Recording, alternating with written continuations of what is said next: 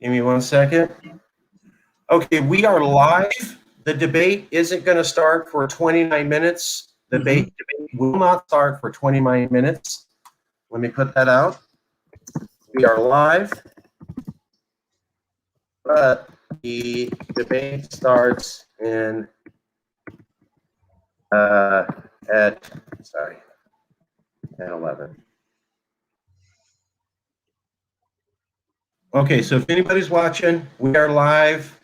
The debate starts at 11. We are live, but the debate starts at 11. And the reason that we did this was to make sure all the candidates can come in and that we are not having any hiccups. I'm very pleased to see Mr. Fujishiota here. I want to personally apologize to you. We ran tests. We've done StreamYard a million times. We tested that link. We did tests. And then the day of the event, the StreamYard link made 2 separate studios off the same link, which it's not supposed to do that. That's not a technological option it offers, but it did. So I was on one link and other people were on a separate one, but I couldn't find this one because it was the same one as this one. So it made it really difficult. I had to log out of this, click the link, relink in, and then I went to the other studio, told everybody to leave, collapsed that, and then clicked it again and went back. So it was very strange. We were not able to have you on, and I personally apologize to you, sir. I'm sorry. No apologies needed. I'm so excited, and I do believe StreamYard was acquired by another company. If I get to, so it was acquired by another entity. So whenever there's a technology transition from one company to another, who knows? That's a good point. That's a very good point. So the candidates have till 1 p.m. to come in. At 1 p.m., we are going to not allow any new candidates in, not to be mean, but because the other candidates requested that. So we had someone come in a little bit late, and the candidates felt that that was not fair to them. We have never promised that we're going to do it with no issues, but what we have always said is that we're going to try to constantly improve it and make it as professional as possible. So we're always taking feedback from the candidate and from you, the audience. And we did this in March, then we took comments and then did it again, then we took comments and then did it again. So it's constantly evolving, and we are grassroots. Despite what you heard, we don't have $1 million. We're regular old Californians who think that the news sometimes doesn't get true information out to the public for whatever reason, not taking a stance on that if you're left or right. We don't care. What we found, though, is that a lot of times we are able to present and provide facts that are important to the public, that are newsworthy, and that no one else is covering. And we're proud to do that with this recall candidates debate. We shouldn't even be doing this, right? The news should be doing this. Somebody who's a university should be doing this, and what we found is a complete dearth of activity. There's almost nothing. One of my favorite stories is we were talking to a reporter, and that reporter was very interested in covering the recall debate. And then the moment we announced that it was happening, within 2 hours, we got a response from that reporter going, "My copy editor says we can't cover this." How come you were talking to us for days on end? How come you were very interested? You're a professional reporter. You seem to think it was newsworthy. The moment it happens, nope, we won't cover any of this. We add that to the fact that we've seen a complete lack of activity on the recall candidates, anything other than saying Caitlyn Jenner is the only opposition, while knowing that she is widely hated in California across all surveys. So something's going on, and the real information isn't getting out to the public. Money and privilege are more powerful than they should be. The fact is that democracy is run by citizens running and citizens picking who gets to run. That's what the ancient Greeks developed, and that's what we still want here. It's not about the elites choosing who you get to hear from, who gets to be in charge. That's not their job. That's your job. And that's only your job. Nobody should take your job from you. You are the voter, you are the person, your opinion counts, and nobody else's opinion does. That's called democracy. And if anybody tells you we shouldn't leave it up to the voters can get confused. Or one of my favorites, the public's too damn dumb to understand all this data that we're looking at, which a sitting governor recently said. That's insulting to the public and clearly shows a lack of appreciation of democracy.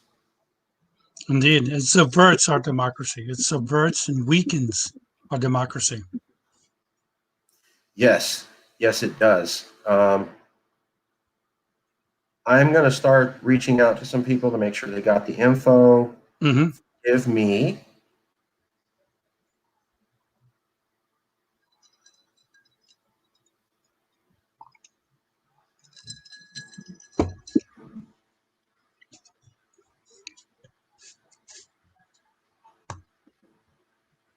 Fuji, you can talk directly to the voters. We have 3 people watching right now. Well, we have 3 voters. I think that's amazing. I just want to say to all the voters, this election is so important.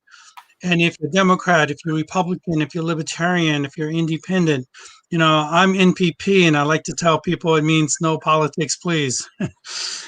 We need to get the job done. And I believe ordinary, everyday Californians, we have the answers. Some of us have opposing opinions. This is true in a more divided country now more than ever. We need to step out of our comfort zone, be it our political party or no party preference, and say, what can we do to build a better future for our kids? What can we do? Is my hatred for that other political party more important than the future of our kids?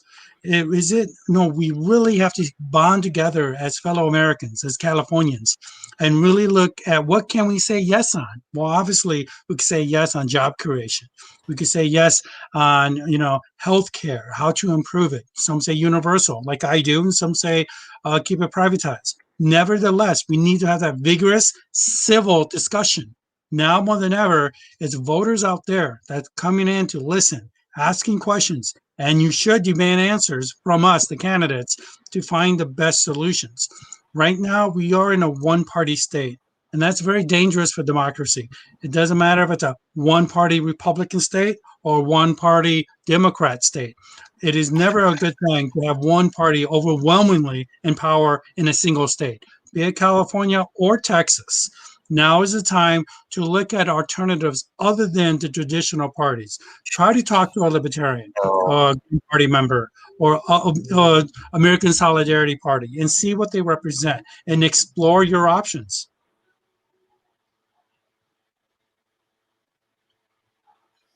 And I will say democracy is changing. This morning, I was on a new social media platform called Clubhouse. I'm running for California governor, but I bring up Clubhouse because, as some people know, we have the most number of members of Congress because we are 40 million people.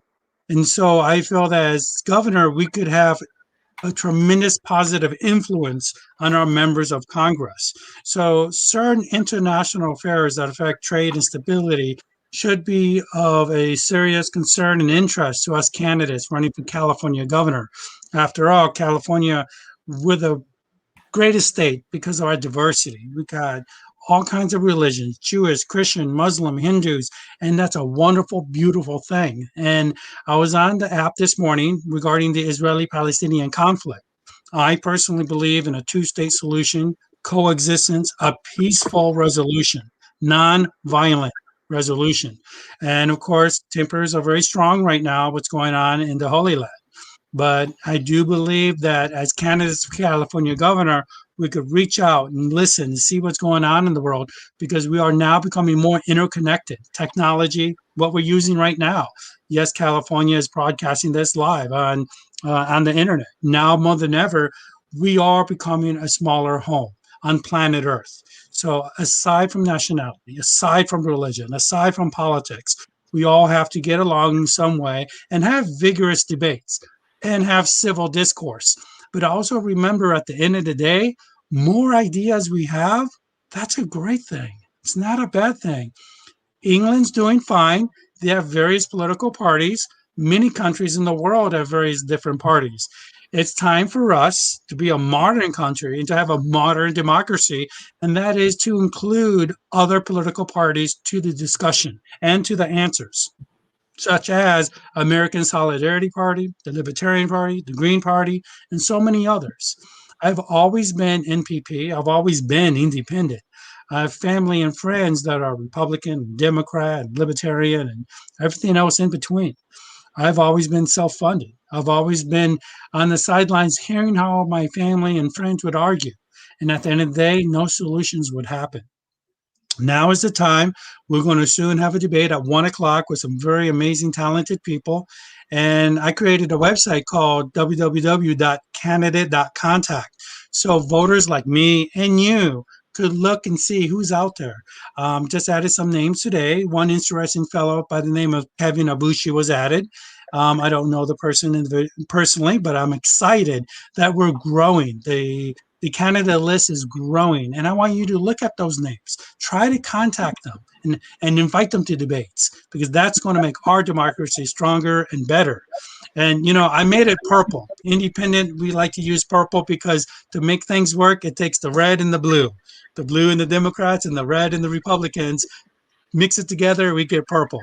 And it's going to take all of us as policy advocates and candidates to really get out there and see what's going on. And as you can see on the screen, you have various names, Libertarian, Democrat Party, and so many others, that now is the time to look at those names. Try to invite them to your next conference or your park or wherever it is a meeting. Because right now, I've contacted newspapers. I implored them to please list the names. Let the voters know. I think for me personally, voter suppression comes in many different forms. At one time, women could not vote. At one time, your skin color could not allow you to vote. If you didn't own land, if you didn't know how to read and write, you couldn't vote. So we need to really act as voters in unison, united, to say, I want to know all the candidates, and I'll decide for myself as a voter who to vote for. My name is Fuji, Fuji, family, unity, justice, and integrity. And I'm so happy to be here with Marcus. And as you see, the name of this is called Yes California. And I think we can say a lot of things about Yes is California, because it's a great state, because of who we are, how you are, and we're all different in our beliefs, be it religious, political, and personal. But having those great differences is going to give us new, bold, exciting ideas. Hey, Veronica, how you doing? As you see, we're getting some calls in. That's great. And, anybody has questions, eventually you will be able to post them. And your questions is what is needed now more than ever. And when you ask those questions, you have a right to demand answers. To the point, honest, and direct. Oh, I get it. I can send you an email. Yes, ma'am. Sorry, we're getting ready for the debate. I saw that. I can check with you for this upcoming Sunday. Hello, Jack B. Sam posted a great news and clip. Okay. I see your name, Jack. How's it going? Kim BZ. I love the name. Kim Biz. That is really wonderful. I like it. It's very catchy. You should brand it. It has great marketing potential, I think. Do I believe in California independence? This is a question from the audience. Great question. I would rather not go independent. However, I do believe the voters of California should have the option to vote. I do not want California to become a country, but the voters have a right to vote on it. There were some that wanted to split the state into 6 smaller states. Another one I wanted to make into 3 states. And the last initiative, I believe, was about the 3-state solution. And the California State Supreme Court wouldn't allow it to be voted on. That's very concerning. I believe you have a right to vote on it. And how you vote is your decision. But taking away that option is very terrifying. Why the California State Supreme Court did that is a concern. I do believe we have to reform our state's California State Supreme Court to make it more accountable to the people. I do believe that we need more justices up there, 9, which right now we have 7. I do believe they should be appointed by at least the legislature to make it more democratic. In 1 minute. I'll be back in 1 to 2 minutes. I'm here. The candidates should be coming. In case anybody else, I'll be back in 1 to 2 minutes. I'm here. But going back to your question, Kim Biz, should California be a country? It would be interesting. It could succeed. It would cause great financial harm to the rest of the country. But could California succeed like Texas? That's an excellent question because, it could possibly succeed very quickly and rapidly. Probably not as fast as Texas, if Texas succeeded. Matter of fact, I made a podcast created with artificial voices, AI voices. There's a website called texasbiography.com. It takes place in 2022 in November. And the hypothetical scenario is what would happen if Texas became a country. And of course, California would play a role in that because there would be people in California that would feel sympathetic to Texas independence and would, my opinion, would attempt to allow Texas to succeed too. The political, financial, diplomatic upheaval that would ensue is something to be discussed. Hello, Jason Wright.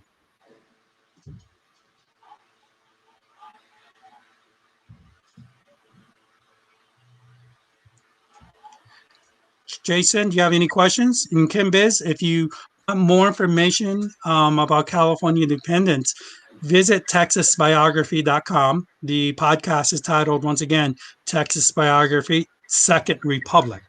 Obviously, Second Republic says what it's about. What was interesting, I did create it using what we call AI voiceovers.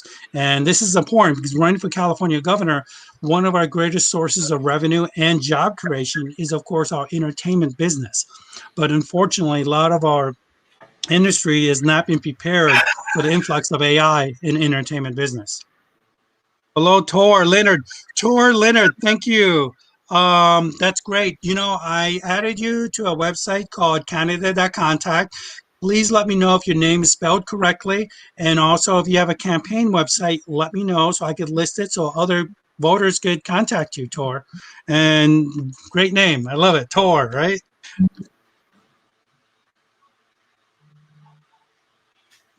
Tor, out of curiosity, you have any questions? Jason, you have any questions? Kim Biz, you have any other questions?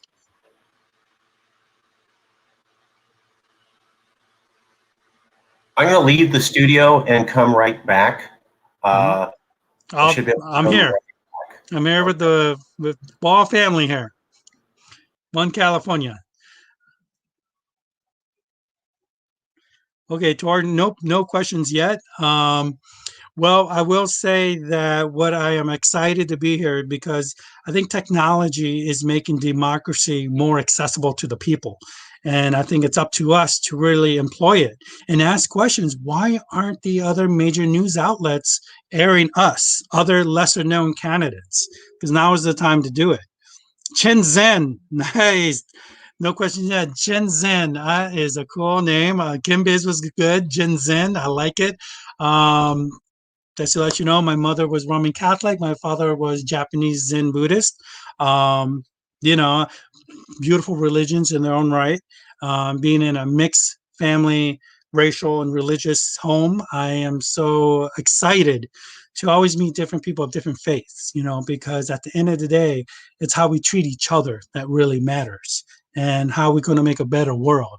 And yes, have disagreements, have vigorous disagreements, but also keep it civil and keep it direct and look forward to a better and brighter future for all of us.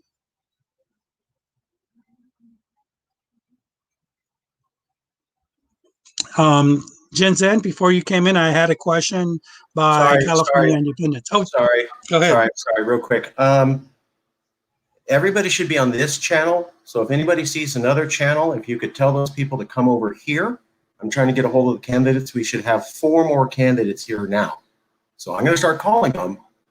I hope this is the right channel and everybody knows that. If you see any other channels, please tell those people they need to get over here.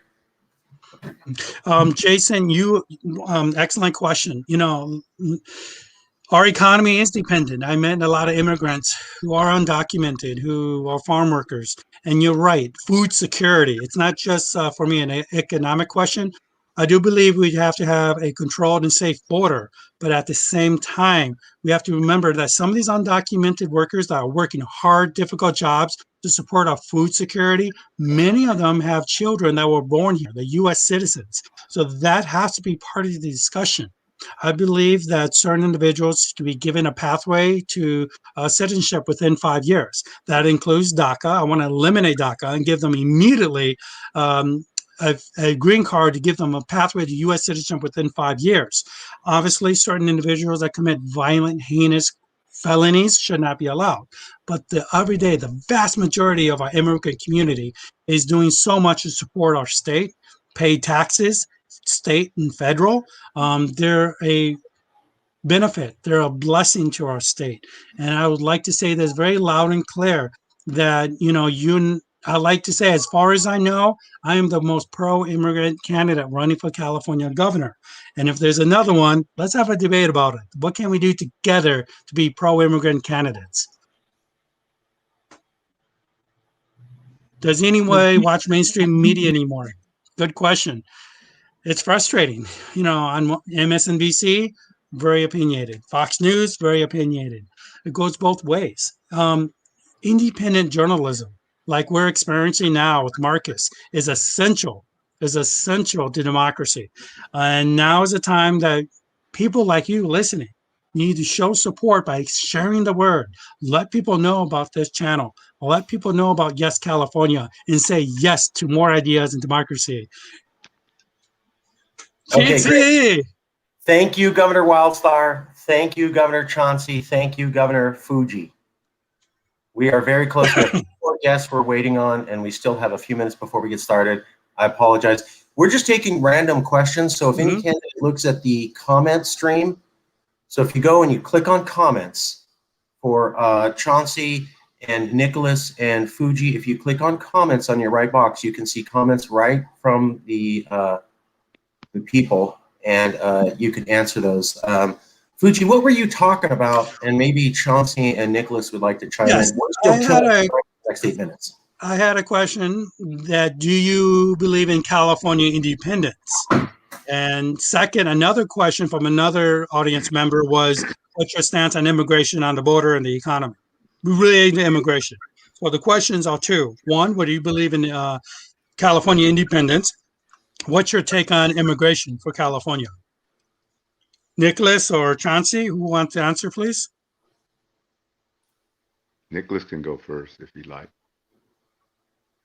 Can you hear me? Governor Candidate Wildstar, would you like to? I'm sorry, I muted you. I apologize. You are unmuted, Governor Candidate Wildstar. If you'd like to talk about that.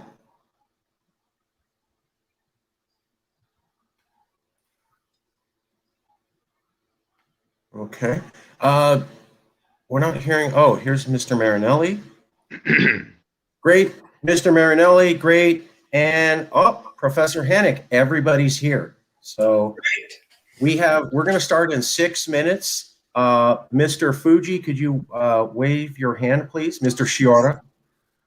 Mr. Killens, could you raise your hand, please? Okay. Mr. Marinelli, could you raise your hand, please? Mr. Hennick, could you raise your hand, please? And Mr. Wildstar, would you please raise your hand? Okay, well, Nick is here. All the candidates are here. We are killing time. We will start live on time at 1 p.m. This is just casual chat right now. We wanted to make sure everybody got into the right stream. Everybody did. Again, apologies to candidate Shiota. We did test the links. We did check everything out. And the day of the event, StreamYard made 2 separate studios for the same link, which they're not even supposed to technically be able to do. Apologies for the mishap. That's why we started early. Everybody's here. We will not be having that mishap again. This is just casual. Mark, can you hear me? Yes. Just wanted to check my audio. That's all. Good to go. Sound check good on my end. Chauncey, how's your sound check? I can hear you. Can you hear me? Yes, indeed. Right. Professor of the American Solidarity Party, can you hear us? Hear ye. Yes, sir. Okay. Yes, sir. Great to hear you. Governor Candidate Wildstar, can you hear us? Okay. Well, I'm going to assume that he can. Let me get this comment off. Since it's kind of early, is it okay if the professor explains to the audience about the American Solidarity Party? I think it'd be great to let them know about it. No? Sure. Professor, could you help explain to the audience the American Solidarity Party, please? We're neither left nor right, and we're progressive in the best sense of we're trying to make progress towards the common good. And we understand the common good in terms of three principles. One is solidarity, which means the first measure of justice in any society is how the most vulnerable are treated. And the second is subsidiarity. And there's a phrase that tells what that is: grassroots first. We want trees, but we got to have grassroots first. And the third is economic democracy. It's not enough to have political democracy. I mean, those of us who are running in third parties know that unless you have some money, you don't really have that much political democracy. You need some economic democracy. And I think that involves, first and foremost, widespread ownership. The more ownership, the better. Fascinating. Thank you, Professor. Whoa, geez. And I didn't even bribe this guy. Wisdom is earned. You're knowledgeable and wise indeed, sir. Marinelli, sorry, my friend, I can't hear you. I know, I put the mic on mute. Oh, okay. Okay. Just didn't want to have any, I didn't want to interrupt while I thought you were going to ask me if I like your tie. I like your tie. It's looking good. I like your tie. Chauncey, you like his tie? I like his tie. It's good. Next week, I'm going to go bow tie. It's a California Bow tie? Okay, classy. We could do that. Yeah. And looking at us, I'd say we're all fit to be tied. Oh, boy. You know, boy. We're Uh, tied you saying yes to California. This is a great organization, you know. I love it. I love it.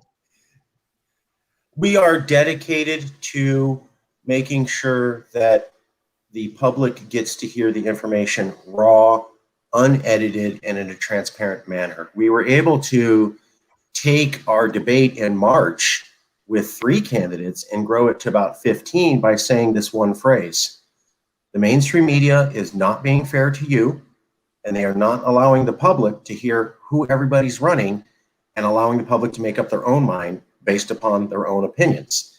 We don't think that's right. And in our 6 years doing activism, we've seen where sometimes the truth doesn't get out, but in fact, a narrative does. And despite how much effort you try at official reports and official investigations and proper sources, never seems to make the light of day.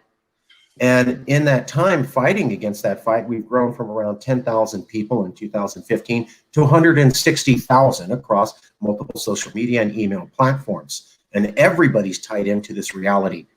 Sometimes the news doesn't tell you what's actually going on. Not picking sides, not supporting Trump, not supporting the left, just putting it out there. Think what you will. And we think Californians have the right to make up their own mind based upon the information directly, and nobody should choose it for them. We think Californians are relatively smart, even though we do stupid stuff occasionally, and we think that that's democracy, letting the people choose. That's what recall debates are about. Okay, we're going to start here in about 1 second. I will ask all the candidates to let me do an introduction. Then I'm going to walk through the format, and then we'll get into questions. We will be stopping at a hard stop at 3 p.m. Hard stop at 3 p.m. Hard stop at 3 p.m. in response to requests from the candidates. Okay, I'm going to wait till 1 o'clock, and then I'll do the commercial. We'll come out of the commercial. Hey, Nick. And then we will go right into the event. So we'll do a commercial. I'll do an introduction to some facts. I will introduce all the candidates, the format, and then we will start questions. You will see everything coming. I will make sure everybody knows what's happening as it happens. We're going to officially start now at 1 o'clock.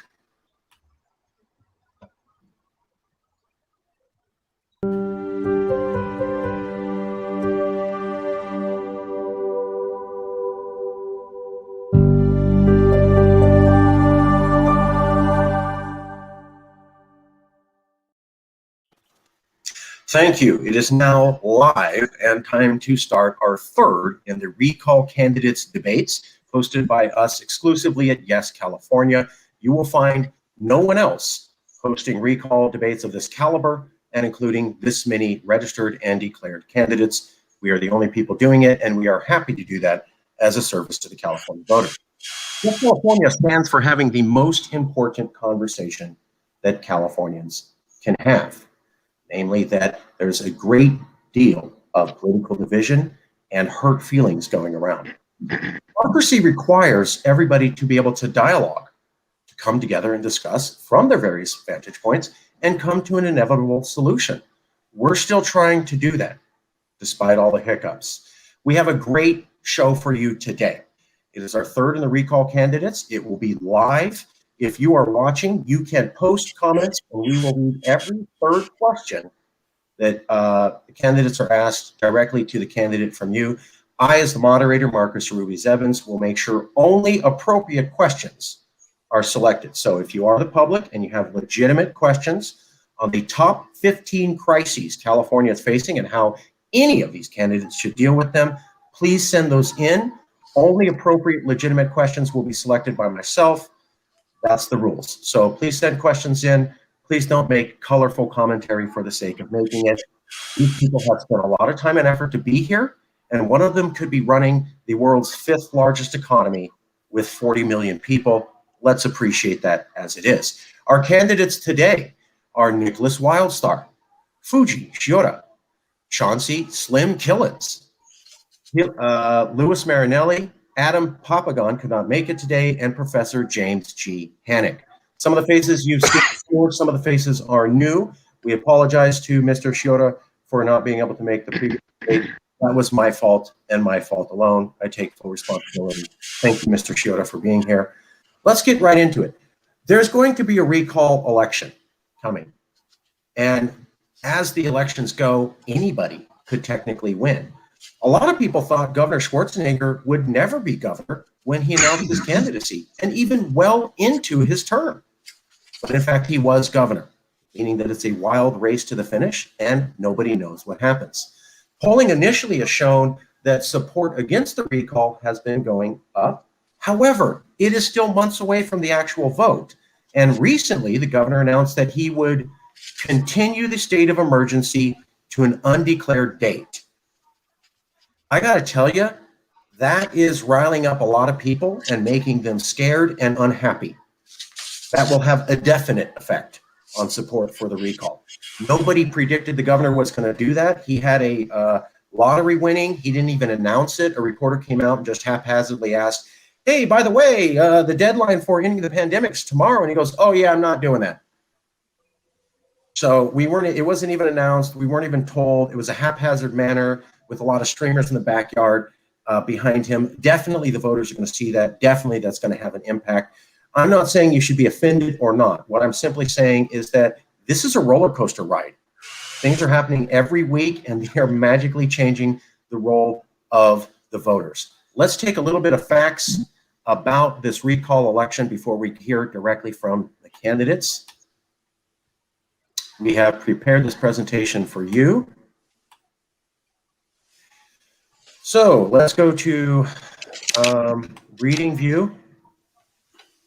This first slide shows Newsom's approval rating is higher than Gray Davis's. Whoops. There, I hope that's back on screen. This shows the Newsom's approval rating is higher than Gray Davis's. However, what we like to point out is that at one point Newsom was doing as bad as Davis. These points here. Additionally, in the 2003 recall, Davis was coming up, whereas Newsom is projected to keep sliding all the way to the beginning of the recall. That's an interesting thing. This comes from Cal Matters, a very reputable source. Now, one of the other things being said is that everybody who backs the recall hates vaccines, is a QAnon conspiracy theorist, they hate immigrants, and they love Donald Trump. I'd like to tell you personally, that's not true. Of course, there are Trump supporters who back the recall. Of course, there are Republicans who don't believe in vaccines backing the recall. And then there are a lot of Green Party members, Democrats, and social progressives who think that going to the French Laundry when you're telling everybody that they can't was not okay, and think that the draconian policies on our economy were not okay. My mother is full-blood Mexican and hates Donald Trump. And Governor, you said that she's a white supremacist bent on revenge. That is categorically false, sir, and I'm offended by your statement. Now, let's take a look at this information. Now, there's a lot of information about outside monies coming in, and these things are only happening because big backers. So the recall supporters are saying, oh, the Dems are behind all this, whereas the people who are against the recall are saying big numbers of Republicans from outside of California are funding. That's not true. Both sides, for the recall and against the recall, have received the majority of their funding from large contributors, not from regular citizens. Both for the recall and against the recall have received the majority of their funding by big name contributors who may have strings attached, not from regular people. And 90% of the money for both sides comes from regular Californians. In fact, if we look at the total amount of Republican money coming outside to rig this election, here it is, and it is less than the amount of money of people from San Francisco. There is more money from people in San Francisco backing the recall than all Republicans across all of America in total. And now the anti-recall people have a little bit more money than the recall, but again, I want to point out, we're talking about major donors versus major donors. This is not the public versus the public. Additionally, I'd also like to point out, why are the Democrats telling nobody to run at all for fears of it supporting the recall effort? Here's how the recall will run. You will cast a ballot, should Gavin Newsom be recalled or not, and then you will pick yes of all the different candidates. This again is how Schwarzenegger won. 51% said, yes, let's remove Davis, and then Schwarzenegger won by 48.6. He didn't even get half the vote, but he won. Again, nobody thought he would win. Here's a little bit of information on support for the recall. Now, these polls are a little bit old. They're about a month old, and yes, the numbers change, but what we'd like to look at is trends. So for many months, January, February, March, April, there was a static trend of support for the recall and against, meaning voters weren't sure. And the trend is largely that they've stayed in their two camps. Here's an interesting thing. When we talk about who supports the recall, 56% of the voters say, according to the Public Policy Institute of Likely Voters in March, very recently, no, let's not recall the governor, let's keep him. But here's an interesting thing that these polls do not mention, or the press is not mentioning. Do you think the recall effort is appropriate? 52% of voters said yes. So while there's a majority of voters at this moment saying they'd like to keep Newsom, there's also a majority of voters saying the recall is a good idea. You will not see that in the press. Additionally, what you also won't see in the press is that Newsom has never rebounded from his high of 64%. He's still stuck at around 52%, or 10% lower than his high, and he has never rebounded. Again, not going to be seen in the news. Also, what we're showing here, so that a lot of the headlines are support for the recall remains static at 36%. What the news is not mentioning is that support against the recall was largely also static. We like this screenshot because it says, well, look, all people supporting the recall aren't really growing. True, and in that same survey, people against the recall aren't really going. Again, not mentioned by the news. We find that curious. Here's the other thing. Governor Newsom has recently started giving out stimulus checks, and he says it's because there's a big budget. However, the Legislative Analyst's Office says the governor lies. This is the independent government arm is saying Gavin Newsom is lying. The budget surplus is only half as big as Newsom is saying, and we are now borrowing $12 billion to pay for these stimulus checks. Why is the governor lying about the size of the budget and lying about a budget surplus and taking up borrowing in order to give stimulus checks basically to people when the recall effort took off? Interesting question. This should dispel any naive notion that politics isn't a major consideration for the budget crafting. That comes from the Los Angeles Times. Additionally, here's NBC News saying Democrats are saying no Democrat should run because it may legitimize the recall. Why are you doing that? And so this debate is going to focus on what if Governor Newsom rebounds from the pandemic? It could happen. But as we saw in Daily Cal and Cal Matters, multiple people are saying the governor is in fact weak on a variety of other issues. here are some of those issues. These are the top two polls that everyone's talking about, polling from UC Berkeley and the polling from the Public Policy Institute. They're showing that Newsom is actually very weak on drought, criminal justice, housing costs, the homeless issue. Only 13% of voters support him. And in no area does the governor receive more than 40% of support for any particular issue. So while a majority of voters may like Newsom, he can't get above 40% saying they like anything he's doing in particular. We took the issues identified from these two polls and generated this list of questions. We've shortened it down to 15. These are the issues that California voters care about from these two polls, and they're the questions that we're going to ask all these governor candidates in a random manner, how they would deal with these issues. Our candidates today are going to be Nicholas Wildstar, Chauncey Killens, Hillary Shiora, Louis Marinelli, and James G. Hannick. Let me show you the questions right now that we will be asking. Here are the issues.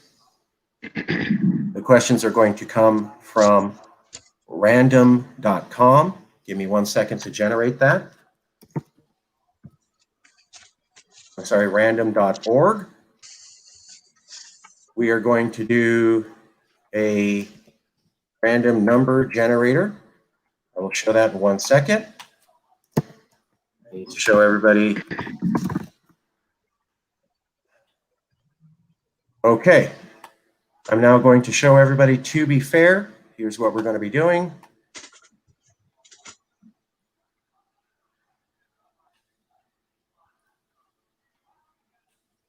I'm going to place the 13 issues. There's now 15. I will click this number to generate which of the issues we are asking about. This will be how we decide which question a candidate is asked. I'm going to place the list of all candidates in here. It will randomize the order, and that will be the order for the candidates. Wanted you all to see that very quickly. Let me show you the issues. Give me about 1 second to prep this together, and we will get started. Apologize.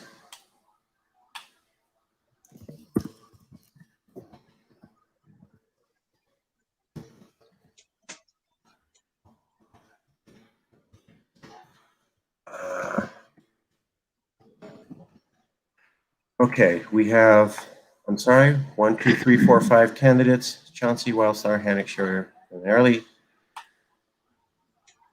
Okay, the order that the candidates are going to be asked questions will be Mr. Shiora first, Mr. Wildstar second, Mr. Marinelli third, Mr. Killens fourth, and Hannick. That is Shiora, Wildstar, Marinelli, Chauncey, and Hannick. That is from random.org. The first question will be issue number 1. Give me 1 second to pull that up.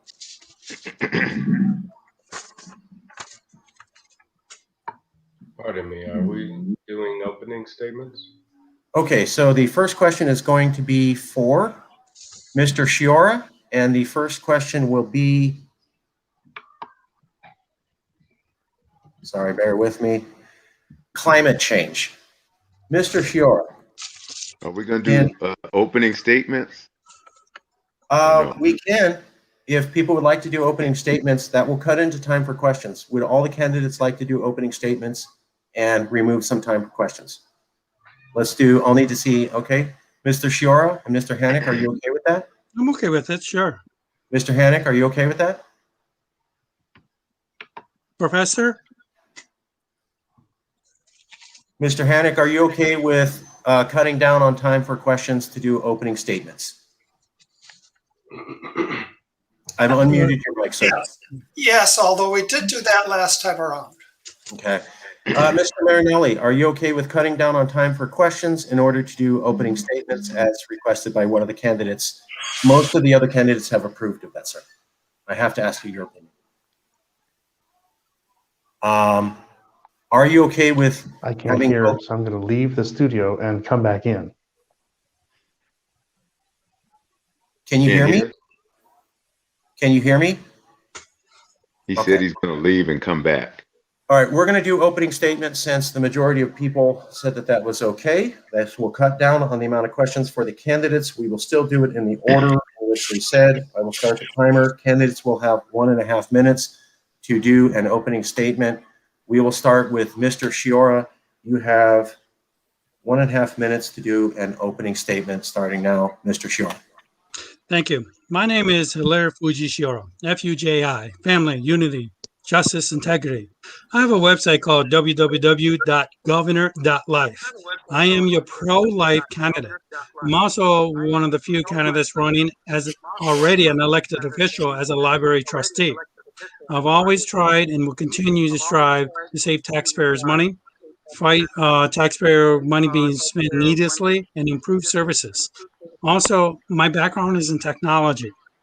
It's so important to have a candidate with a background in technology that affects everything from climate effects to our economy to job creation. I look forward to having a vigorous civil debate today by my fellow candidate. And, I have bold new ideas. It's out of the box, but it's time to think clearly, what can we move forward? Encourage you, go to my website, www.governor.life. I am your pro-life candidate. I'm your independent candidate and self-funded candidate, and I'm here to get the job done with your vote. I'm looking forward to your questions, and I'm looking forward to answering those questions, just like that was asked, like on climate change. Now more than ever, we need to review our climate change regulation with lawmakers, industry leaders, and academia to make sure our farmers are protected and at the same time has a sustainable future. Food security and immigration, Second Amendment rights, all these are important issues that will be addressed sometime. Sorry, And that's I time. look forward to answering them. Thank you. Sorry, that's time. Okay, opening statement from candidate Wildstar for 1.5 minutes, starting now. All right. Hello. Are you able to hear me? Yes, sir. Okay. Nicholas Hello, I'm Wildstar. Nicholas Wildstar. I'm a rapper and activist, aka activist, that spent the past 10 years protesting against government corruption and a wide range of other issues. I've been involved in community cleanup projects, feeding the homeless, and many other projects to make California a better place to live in. I'm a criminal justice champion who has battled against police abuse and have won. I've argued for constitutional rights against judges in a court of law, and even with my freedom under threat of being taken away from me, I've never backed down. I'm a man of principle, honor, integrity, and am dedicated to the advancement of liberty. Because of this, I was endorsed by the Libertarian Party for Governor of California, Fullerton City Council, and Mayor of Fresno. I'm a faithfully married man to a gorgeous woman I've loved through good times and bad for over a decade. I'm a new father to a son who I would move heaven and earth for so he can live free on a land where he won't have to worry about being killed for the color of his skin, the type of clothes that he wears, the amount of money he may have, or any other type of prejudice that would hold him back from living as God intended. My family deserves to exist in that reality, and so does yours, which is why I implore you all to recall Gavin Newsom and vote Wildstar for governor now. Thank you. Perfect timing. We're going to go to Mr. Marinelli for an opening statement for 1.5 minutes. Mr. Marinelli, can you hear us? I can hear you. Can you hear me? Yes. Mr. Marinelli, opening statement, sir. 1.5 minutes, starting now. Thank you. My name is Louis Marinelli. I'm a candidate for governor. My plan for this election is to run a campaign based on a simple platform. And that platform is to declare California to be an independent country. The reasons for this are many, but they boil down to the simple idea that California is ready to stand up on its own. It's ready to spread its wings and become an independent country. We have what it takes to become an independent country if you consider our population, our natural resources, and our international connections and relations. On top of that, if we talk about from the other side of the equation, why would we want to leave the United States? Well, the reasons for those are many. First of all, I'd ask you a question. If California was an independent country today, would we vote to join the Union? Are things in America so great today that we would join the Union voluntarily today? I don't believe we would. In fact, the situation is quite the opposite, that things are deteriorating in our Union, and it's time for a national divorce. And that's what the basis of this campaign is. Campaign is to make California an independent country. and to pursue a future where we can build a new future for Californians involving the reconstruction of our infrastructure and fully funding our public services. Okay, wow, ahead of schedule, nice. We're going to go to Mr. Killens, and then we'll go to Mr. Hannock.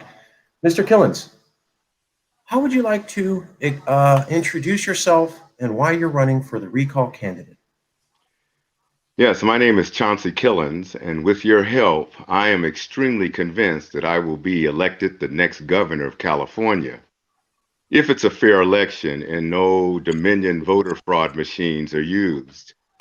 And I will defend our God-given rights, which were codified in both the Declaration of Independence and the Constitutional of the United States of America.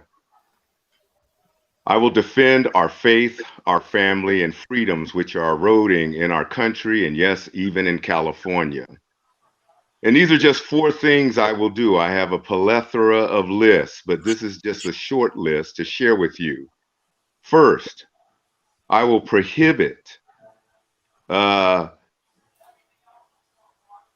critical race theory in all public schools, K through 12. Secondly, I will also make it mandated that ultrasounds are administered to anyone that decides to get an abortion, with hefty fines, possibly losing your license, and jail time. Third, for all my racist white supremacists that wear blue, I will aggressively offend your right to protect our communities, and I will not defund police. And fourth and final, I will defend every law-abiding citizen's I'm sorry. their. Sorry. Yeah, I'm sorry. We're trying to be No, fair. it's fine. It's fine. Professor Hannock, let's do Yes. My name is Jim Hannock, and it's a pleasure, a privilege to be here with you today. I too have a website, Dr. James Hannock for Governor, and my main reason for being in this race is to advance the American Solidarity Party. We're a party that believes in a consistent ethics of life. We believe that the common good should be the North Star of political activity. We see that common good as coming about by way of the practice of solidarity. That is to say, treating the most vulnerable with the greatest respect possible. The practice of subsidiarity, beginning all political activity at the grassroots level and going all the way to the top, but never forgetting the grassroots level. And third consideration, principle of economic democracy, and that translates into the widest possible ownership. And I want to advance those ideas together with the American Solidarity Party. Thank you. Okay, we will now get right into the meat and potatoes, the questions. Let me remind everybody, here are the candidates for today. Nicholas Wildstar, Chauncey Killens, Hilary Fuji Shiota, Louis Marinelli, Adam Papagon can't make it, and James G. Hannock. The questions that we'll be asking will be 15 issues and how they would solve this particular issue as governor. The issues come from the top 2 pollings from University of Berkeley, Hoover Institute, and the Public Policy Institute of California of likely voters over the last 2 months. I just regenerated the random list of candidates, so there's no favoritism. The candidates will be asked a question in this order. Professor Hannock will go again first. Chauncey, Wildstar, Marinelli, Shiota. So it's going to go Hannock, Killens, Wildstar, Marinelli, Shiota. And the first question for Professor Hannock will be question 1. Question 1 is climate change regulation. Professor Hannock, in 1.5 minutes, what is your plan to deal with climate change regulation, sir? I'm sorry, I muted you. I'm sorry, Professor Hannock, please start now. Sorry. What's that increasing risk here is a livable environment. And that's a core dimension of the common good. The environment shapes us all, and we all help shape it, for better or for worse. Care for our planet requires government regulation. That regulation must always consult regional and intermediary groups. It must be incremental. It must be open to review. But regulations can only do so much. There is always our own personal responsibility. We are each responsible for limiting our carbon footprint. Do we really need to fly to Disney World? Probably not. Do we really need an SUV? Maybe not. Could we take the bus more often? Yes, I think so. I learned about sociology more from taking the bus than from reading any sociology books. Okay, thank you very much. The next question is going to go to Chauncey, and the question will be on item number 3. Item number 3 is wildfires are becoming more worse. For Chauncey Killens, what would you do as governor about the fact that wildfires are getting much worse? Chauncey Killens. Yes, thank you very much. I would use a common sense approach. Usually, if you move dry and dead brush from somewhere, it's unlikely to catch fire. It's just common sense. Because we're trying to save insects and bugs and certain species of animals more than human beings, paradise burned down to the ground, destroyed people's lives. And it's amazing, those ecosystems, they're still there despite the fire. No, that's nonsense. No, those animals had to flee because of the stupidity of government. And I will challenge this stuff. We will go in there with the fire department and we will clean that place out all over California. And I think in a few years, we would go to the major areas that need to be cleaned of brush, cleared, recycle some of the stuff that we remove, and then we will make roads and places so the fire department can get in and prevent these fires from destroying, and we will get help from the insurance company. We won't run them from the state. We will bring them in and we will devise a plan to make it still protect the forestry, but use common sense in doing that. Thank you. Thank you. The next question is for Nicholas Wildstar. I used the random number generator, and the question for Governor candidate Nicholas Wildstar is state taxes reform. For Nicholas Wildstar, state taxes reform. Governor candidate Nicholas Wildstar for 1.5 minutes. Yes, well, when it comes with regards to taxes, I do plan on suspending all state taxes. This would include income tax, property tax, sales tax, corporate tax, luxury tax, business tax, all taxes to provide economic reprieve to those in California. I think our economy could definitely use that right about now, especially to get it stimulated, since it's the people that generate the economy, not the government. Unfortunately, that's what we have right now with our governor providing stimulus payments by way of a universal basic income system, which they are now implementing, which is based on a fiat currency that isn't really backed by anything at all. So I would like to create a state currency here in California under my Gold New Deal. I'm going to be laying out the groundwork for that, as well as a state-owned cryptocurrency, the Cali Bear is what I'm calling it. So if you want to make sure the people of California are able to have some buying power and are able to improve their state of living in the state of California, then be sure to vote Wildstar for governor. You guys are doing very well today. The next question is going to be for Louis Marinelli. I ran the random number generator. It picked issue number 15, undocumented immigration. For candidate Louis Marinelli, what is your plan to deal with undocumented immigration as governor in 1.5 minutes, starting now, sir? Thank you. I think that the first thing that we need to do is to declare California an independent country, and then we need to offer a citizenship status to all residents of California. And what it looks like is this: if you're a resident of California, as in today's definition of a state resident, you are automatically eligible to receive California citizenship.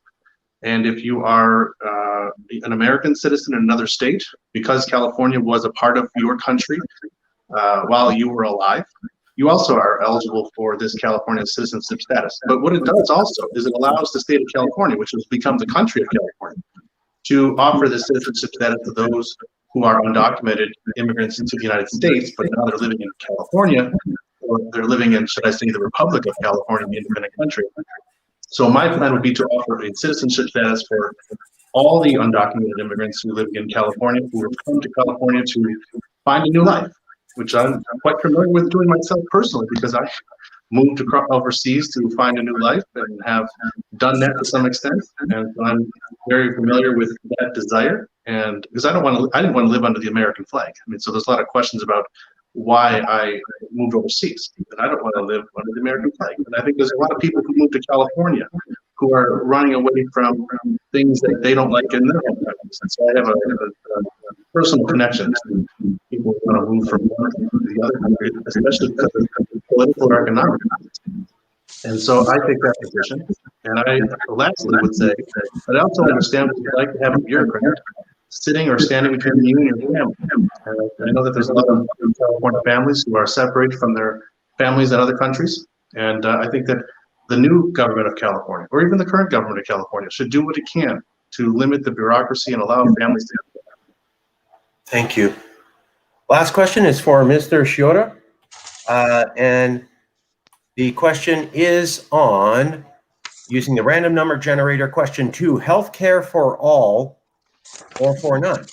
Candidate Shiora, in 1.5 minutes. What is your opinion on healthcare for all? Good, bad, possible, not possible? Great question. Universal health care. I do believe in the human dignity and the human right. So I do believe in universal health care. And I do believe that a healthier population equates to a more productive workforce and a society more resilient against the next pandemic. When that may happen, we don't know yet. But I do believe in universal health care. I do believe we need to eliminate dental insurance and merge dental and health as one. So I want to make that very clear. Dental insurance should be eliminated and just have one health insurance. So dental insurance is covered. So we need that. Certain procedures should not be paid for, cosmetic surgery and so forth. That's for fanfare, but essential medical services should be allowed in universal health care. Also, I will prohibit abortion. I'm going to make that very clear. I'm very proud that Texas passed a bill called the Heartbeat Bill. And so I will emulate that bill for the state of California because it is the right thing to do. And also our tax dollars should not be in the business of abortion. It should be in the business of healthcare indeed, but it has its limitations. So universal healthcare, absolutely. A more healthier population will produce a more productive workforce. Thank you. Thank you. That's perfect. You all are doing excellent, excellent. Thank you for participating with the rules. I already ran the random list generator. We have finished our first series of questions. We're going to go to a second series. So we re-randomized the list. The new order is Killens, Hannick, Marinelli, Shiora, Wildstar. The questions of the governors will be asked in this order. Killens, Hannick, Marinelli, Shiora, Wildstar. The first question for candidate Killens is question 6, which is the drought is coming. For Chauncey Killens, governor candidate, what is your plan to deal with the drought that is coming? Chauncey Killens in 1.5 minutes. Yes, droughts are a natural process in climate. So what we do is we have to foresee those or expect those and try to take appropriate steps. And although there are a lot of dams already that have been constructed in the last 30, 40 years, I think we have the ingenuity with technology to prevent some of this by coming up with ways where we can minimize any effect on the ecosystem of the animals and insects, fish, etc., but also where we can provide enough water from what we have currently. I think also without tapping into the sea, to create some conduits that would allow the water to reach the farms and provide a service for them. And when you have enough irrigation and water going to the correct places, that would minimize the effect of drought. You can never totally eliminate it, but you can minimize its effectiveness. And with the technology we have today, we can do that. So either we would rebuild another dam in a strategic area to make that possible. And because of time, I'll save that for later. Thank you. The next question is for Professor Hannick. And the question is number 11, state taxes reform. Professor James Hannick, what would you do as governor to deal with state income taxes and reforming them? I apologize. Please start now. Yes, Professor Hannick, what would you do to deal with state taxes and reform them? Tax reform calls for hard thinking about some tough questions. The State Controller's Office has identified some of them that I want to underscore. First question, what about local fiscal discretion? Should local governments have greater discretion to set their own tax and spending policy? My answer is yes. Second, what about the tax on capital gains? If reform reduces income taxes paid by investors, should we expect other taxpayers to make up for the foregone revenue? I'd answer that we should first take a hard look at what we are using our revenue for. Next question, how about financing the infrastructure upkeep and development? Why not talk about roads first? Should users be expected to pay for the full cost of infrastructure improvements through user fees, or should taxpayers also pay a share through higher sales and personal income taxes? My answer is that everyone, not just drivers, benefits from our highways, so everyone needs to help pay for them. Last question, who bears what burden? Should the poorest bear the greatest burden of the state not investing adequately in childcare? Definitely not. No one should be left behind.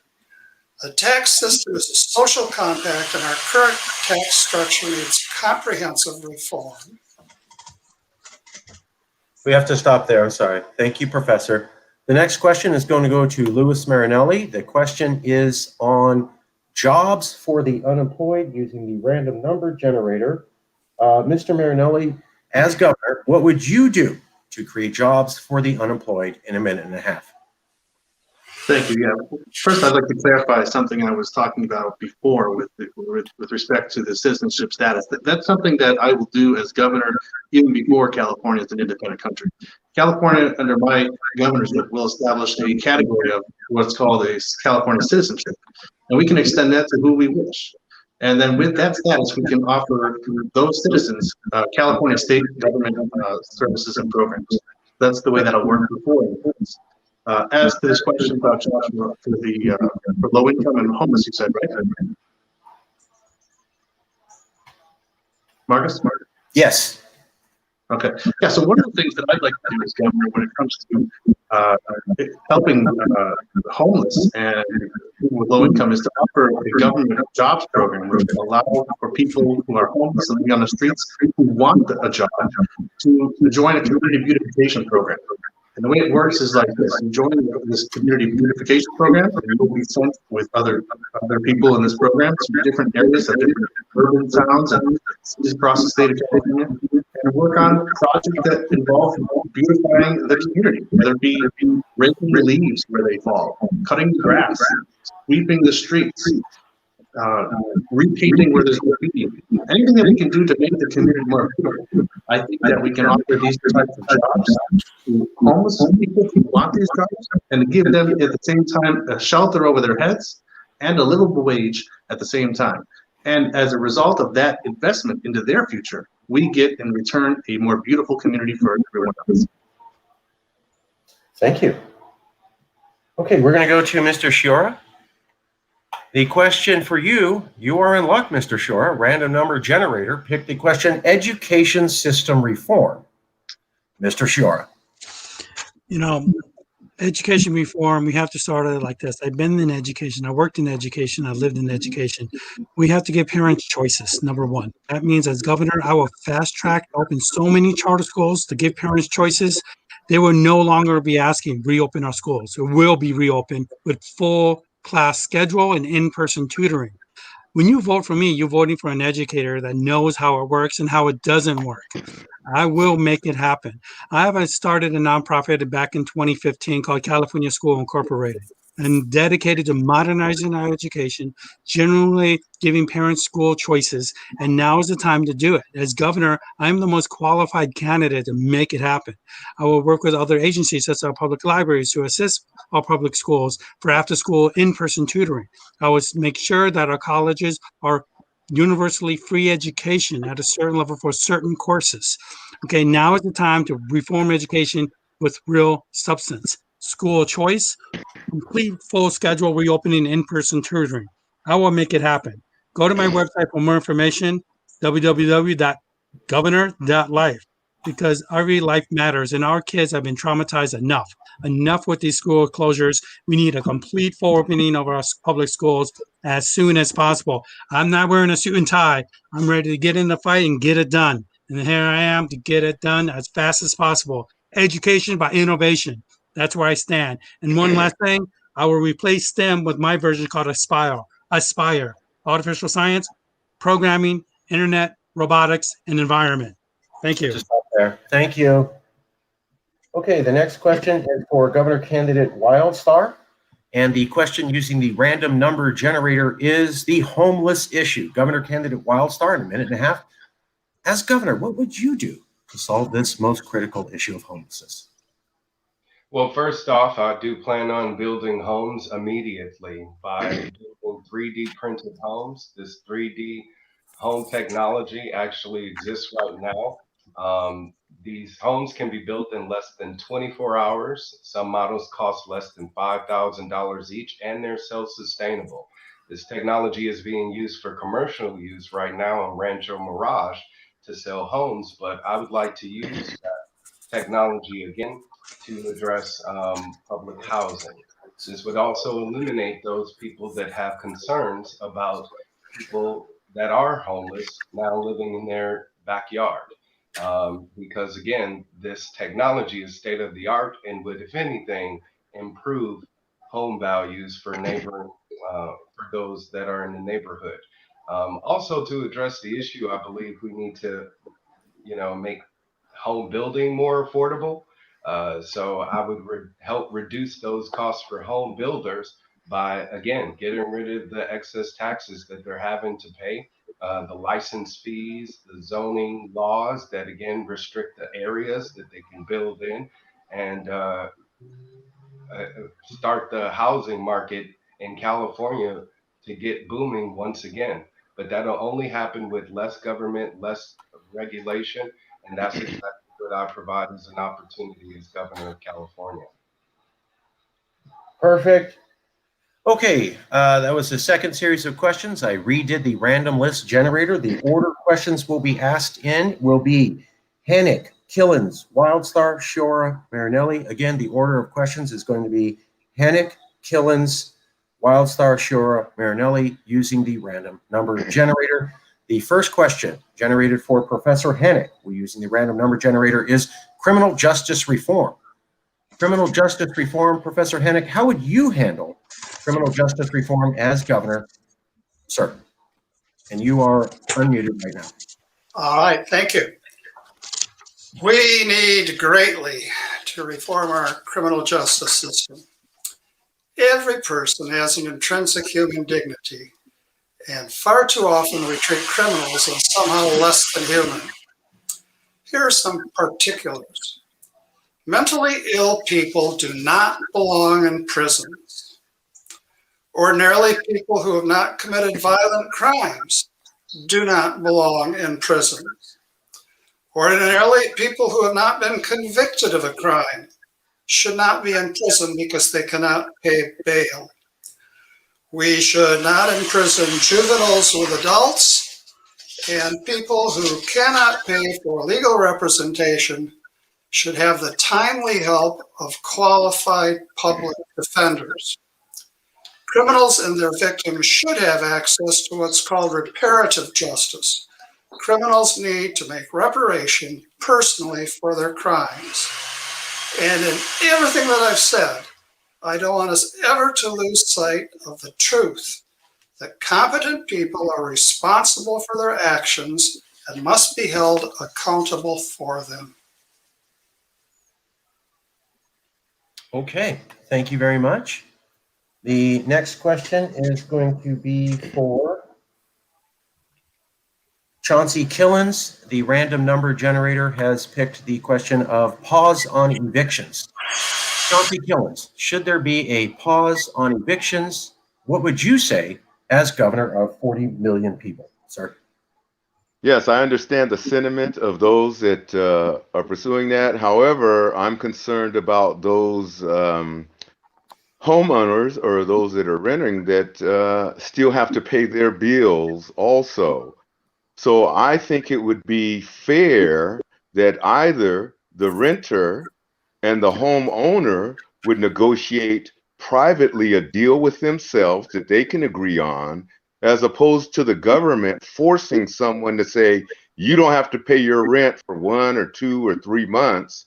And we don't care about you're rich because we don't care about you. So you just have to fend for yourself. And it's wrong and unfair to make people that work hard, to make them take the brunt of it because the government decided to do that. So my suggestion would be that the renter and the rentee come together. They could create something. I would create something where they can come together and negotiate something. Either we would give them a lower a loan rate for a period of time, say 3 months, to get through their hardship, and they would still make some kind of payment on their rent, because remember, the owner of the home still owes. They still have bills to pay. So wrongfully stealing from someone else and saying, well, we're going to help you because you don't have as much, you don't know how much money the renter has. And because somebody owns the home, you don't know how much money, you don't know how much debt they're in. So I think that's unfair. Thank you, sir. Okay, we're going to go to the next question. This is for Nicholas Wildstar using the random list generator and the random number generator picked question 10, the coming recession. For Nicholas Wildstar, as governor, what would you do in a minute and a half about the recession that some analysts predict is coming soon? Well, as I said, the best way to stimulate the economy is eliminate these taxes. The forgotten depression of the 1920, basically the way that we were able to bounce back as a country in 1 year was because government decided to not tax us anymore. And I think right now that economic reprieve could definitely be used in the state of California, considering the people of California have continually been taxed for our public education system, although we have not been able to utilize it. Our property owners have continually to be taxed, even though, like Mr. Killens just pointed out, they have bills to pay. So we want to provide some economic reprieve all across the board for all income earners in the state of California, which is why I'm not applying my suspension of taxes to one economic group, but again, am extending that for all residents of California. And that's the best way to stimulate the economy. And this will again be done on day one by me as governor. And I'll also get started with auditing state finances, so we actually find out where our tax dollars have been going this entire time during this pandemic. Thank you. You all are doing very excellent. Thank you all for being here. Thank you all for being willing to participate by the rules and trying to be on time. I'm sure that everybody watching who will vote appreciates it. The next question is for Mr. Sciorra. Using the random number generator, the question is criminal justice reform. Mr. Sciorra, as governor of the world's 5th largest economy, how would you deal with how our prison system operates? At any given time, our state of California has about 100,000 people behind bars. This is unacceptable. Sometimes I think the DLC, Department of Corrections, sometimes it stands for Department of Cash. Sometimes it's a moneymaker. We have to find ways not to send people to jail if it's not as serious of a crime. Working in education, we need to really protect our youth. What I would do as governor is create a statewide police agency for our public schools. So work with our youth who do get in trouble, who get in gangs, to get them out of gangs. And also, when they do commit offense, instead of sending them to jail, create a job training program for them to join the Merchant Marines.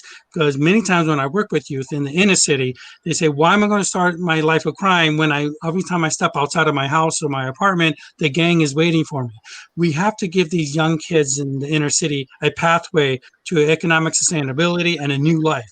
One way to do that, other than putting them in jail, is letting them get trained and working for the Merchant Marines to go overseas and work in the industry, which is the Merchant Marines, not the Marines, the Merchant Marines, which is the commercial sector of our shipping. I believe that could be a good start. Thank you. Oh, okay. The next question is for Mr. Marinelli, and the question will be the homeless issue using the random list generator. Mr. Marinelli, homeless issue as governor. What would you do, sir? Well, I guess I accidentally answered this question earlier when the other question was something similar, but sure, I'll talk about this again. I mean, I'd like to see a program created at the state level with local chapters, whatever you want to call them, where homeless people, if they want the job, if they want it, we can offer them community beautification programs where they're going to go around and work in the city, urban areas, and help beautify our communities by doing a host of different things, depending on where they live. I mean, every community has different needs. They could be repainting where there's been vandalism. They can be raking leaves if you're living in an area where leaves fall during the autumn. Shoveling snow up in the mountains. They can be cleaning up the beaches, things of that nature. There's a lot of work that's done. I see a lot of community work being done by volunteers with beach cleanups. I mean, why don't we offer these type of jobs and allow homeless people who want them to earn a livable wage and put some shelter over their heads to give them an opportunity to get back up on their feet. And so I would like to address the issue by, in short, giving the homeless who want it a job and a shelter over their heads to beautify our communities. And it's going to cost a lot of money, but in return for that investment, we get more beautiful communities, cleaner beaches, cleaner streets, and a cleaner environment in which we all will live and benefit from. Okay. We just finished another series. We're going to start another one. So I redid the random list. The order for the next questions will be Sciorra, Killens, Hennick, Marinelli, Wildstar. The order for the next round of questions will be Mr. Sciorra, Mr. Killens, Mr. Hennick, then Mr. Marinelli, and Mr. Wildstar. The first question for Mr. Sciorra is going to be using the random number generator.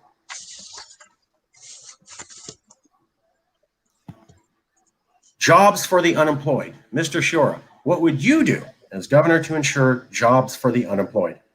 Great question. Jobs and unemployment, we have to understand we're living in a new era. COVID has taught us this. Remote distance working does work. Also, we have a lot of buildings not being used at the county level. We need to turn these buildings into trade skill schools, job training for these people out of work. I believe that having job training programs like we used to do in trade schools, this would be a good start. But to prevent future joblessness, we need to get serious about education at the high school level, replace STEM with my program called Aspire, ASPIRE, artificial science, known as artificial intelligence, P for programming, learn how to program in Python, I for internet, R for robotics, E for environment. Our future economy and now is going to depend on artificial intelligence and robotics, also known as automation. Industrial 3D printing is real. We need to start training our workforce for the future. And I'm the technology candidate to get it done. So yes, new job training, trade schools we need to do as soon as possible. Technology will be a core part of that job training. And now is the time to do it. I did create a dedicated website called department.technology and another dedicated website called www.department.education to really help build jobs and train our youth and older generations how to use the new skill sets that are required involving AI and robotics. Thank you. Thank you. Okay, the next question is for Killens, Chauncey Killens. And the question is, using the random number generator, healthcare for all or not? Yes, I don't believe healthcare for all, at least what they're promoting, payer healthcare. I don't believe the government messes up everything they do, and the things they're supposed to do, they refuse to do.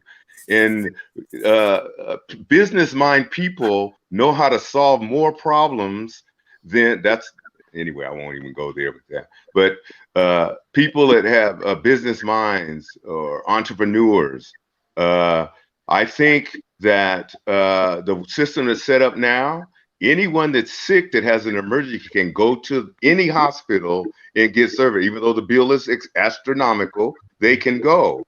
So currently at this present time, you can go to the hospital if you feel you're sick and you don't go to a doctor, you can go to the emergency.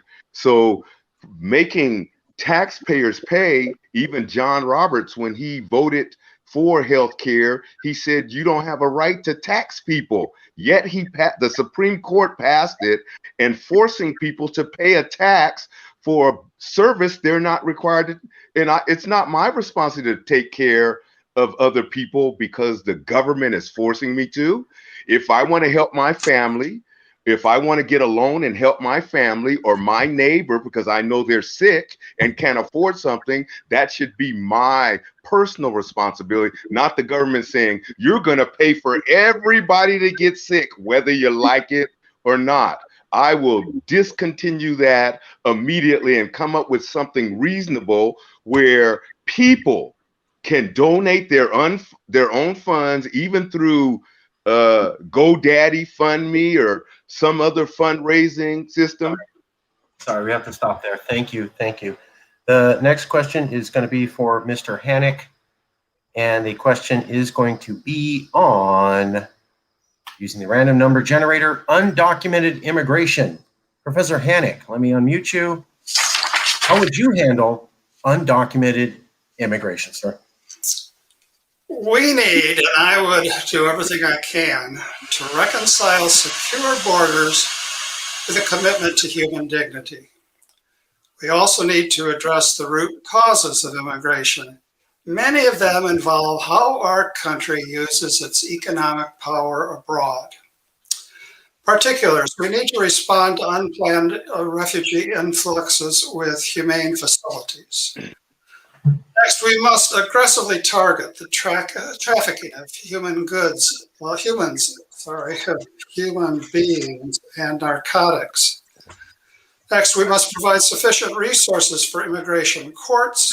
We should support decent accommodations for unauthorized immigrants without a criminal record who seek permanent residency. We should overall pursue a generous policy of asylum for refugees, religious and political persecution. Immigration enforcement efforts should prioritize the illegal hiring practices of employers. A general statement: if this land is our land, it is because we are its stewards. We do not own it as our own private property. It must serve the common good, which includes those who face hunger and persecution in their countries of origin. Okay, thank you very much. The next question is going to be for Mr. Marinelli. The question using the random number generator is, one second.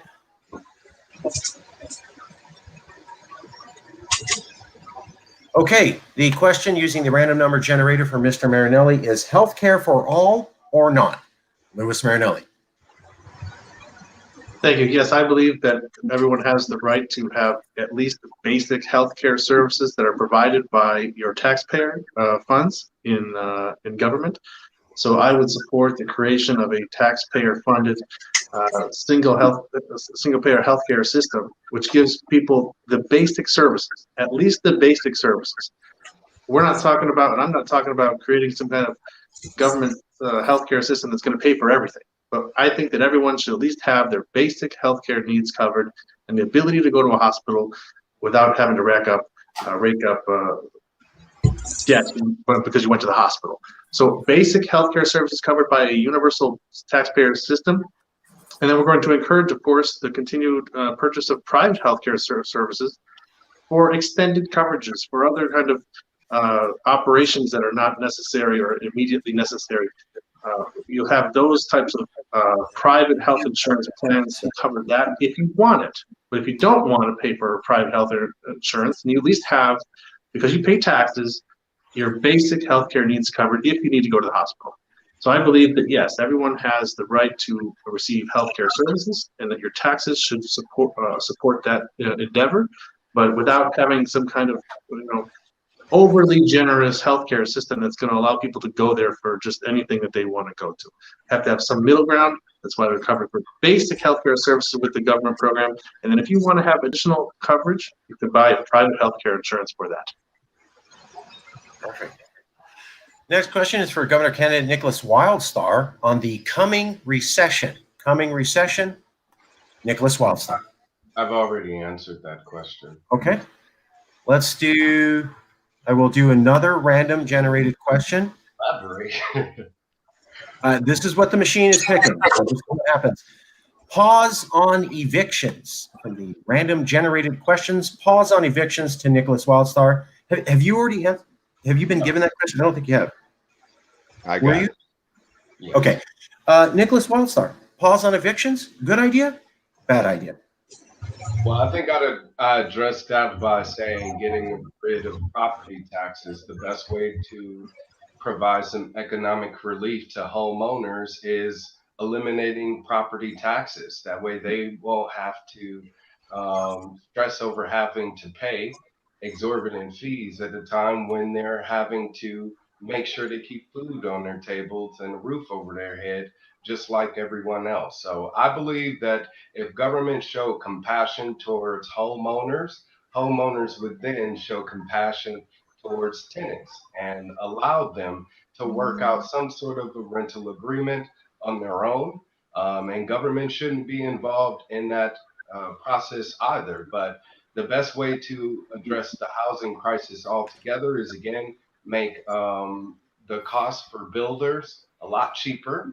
That way we can have more affordable homes in the state, and you won't have people having to pay a great majority of their income towards rent altogether. I mean, the rent is too damn high in California, so we need to reduce those costs altogether, reduce the cost of living, and once we do that, then our economy will be in a better position, as well as the people of California. So as governor, that's where I'll be attacking the issue at the root of where it begins.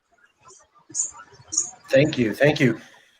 Keeping our promise to the public, we're going to ask every third question. Now, we went through a couple of these because public comment questions hadn't come through, but I'm going to ask every candidate to spend 1 minute answering this question, from which I think is a legitimate one from the public, as we promised. Regarding climate change, how do you feel about investing in nuclear energy? We will go in order. Let me generate a new list. Okay, the new list for 1 minute answers to how do you feel about nuclear power coming from the public. 1 minute answers will go in this order: Marinelli, Shura, Killens, Hennick, Wildstar. That's Marinelli, Shura, Killens, Hennick, Wildstar. Louis Marinelli for 1 minute. How do you feel about nuclear power? I think that nuclear power can be a part of a larger plan to ensure that the state has or meets its energy needs. I certainly wouldn't support a complete shift to nuclear power. I think that the state's moving generally in the right direction when it comes to adopting a green strategy of trying to use renewable resources. But I also don't want us, abandon completely the fossil fuel industry. I think it's also an important aspect of our energy budget, basically. But I think that we can, when it comes to things like, even if we go back to looking at coal, for example, there's some technology that's been developed that allows it to be done more cleanly, clean coal, for example. And I think that as time continues to go on, the technology is going to advance in other areas as well to allow us to use fossil fuels in a more clean area. So I take an approach that encompasses all of the above approach. We want to use wind power. We want to use solar power where it's available. We want to use hydropower, geothermal power. We want to use clean coal. We want to use nuclear power. All of the above approach. Okay, the next person will be Mr. Sciorra. Mr. Sciorra, how do you feel about nuclear power for 1 minute?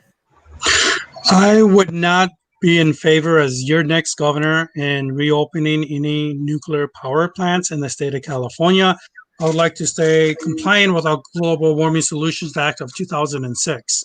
And as governor, our environment is essential. I feel that because we are an earthquake-prone state, that is far too dangerous for the state of California to have nuclear reactors. I think it causes great harm. There would be short-term benefits, but the long-term hazards would outweigh it. And therefore, I would not be in favor of nuclear reactors. I do believe that we could get energy from hydro, thermal, and solar. In other ways, I do believe that in Santa Clara, we would accelerate research in quantum computing to find perhaps a new way to get fusion reaction, hypothetically. And I do believe fusion reaction is real. We could get it someday. I don't know when, but I would allocate more resources to the research and development of fusion reaction. Thank you. Wouldn't a fusion reaction be nuclear? We're not doing that. Sorry.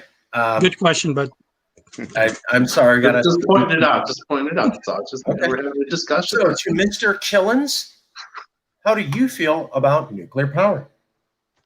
Yes, we have nuclear power all over the place, and the government has made hefty regulations that have to be followed to make sure that these facilities are used appropriately.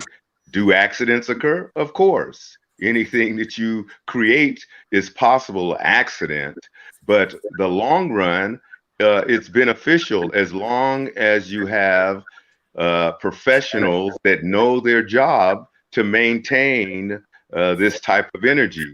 And if they're allowed to do their job, they will do that.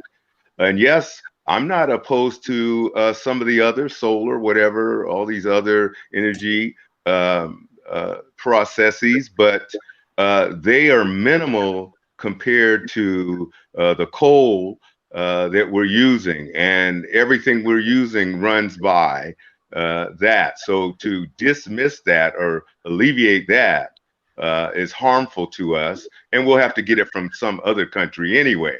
So I'm not necessarily opposed. I'm going to make sure that it's safe enough to do, and with the inspections, we'll be able to do that. Thank you. Okay, the next person is Mr. Hannick. Mr. Hannick, what would you do, or how do you feel about instituting nuclear power? Let me unmute you.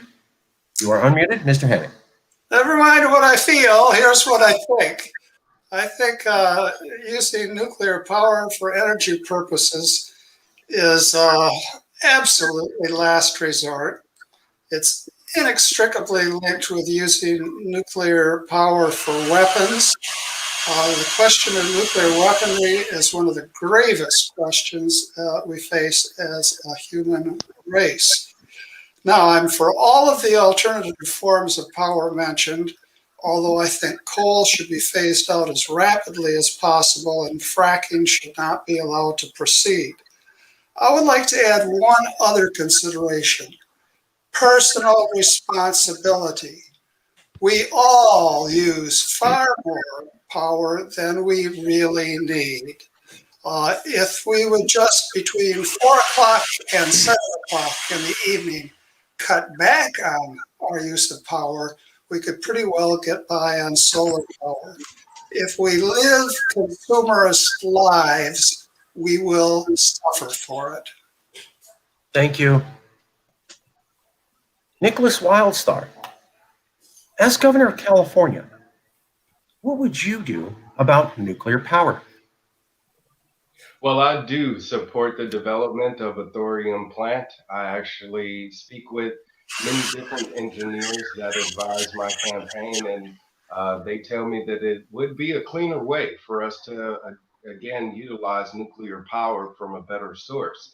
I think the biggest concern for people, the environmental concern, is the amount of waste that would come from that nuclear plant. So as long as there is a clear, drawn out way of where that can be addressed, then I wouldn't object to it at all. Under my Gold New Deal, I actually am supporting the creation of a people-owned utility.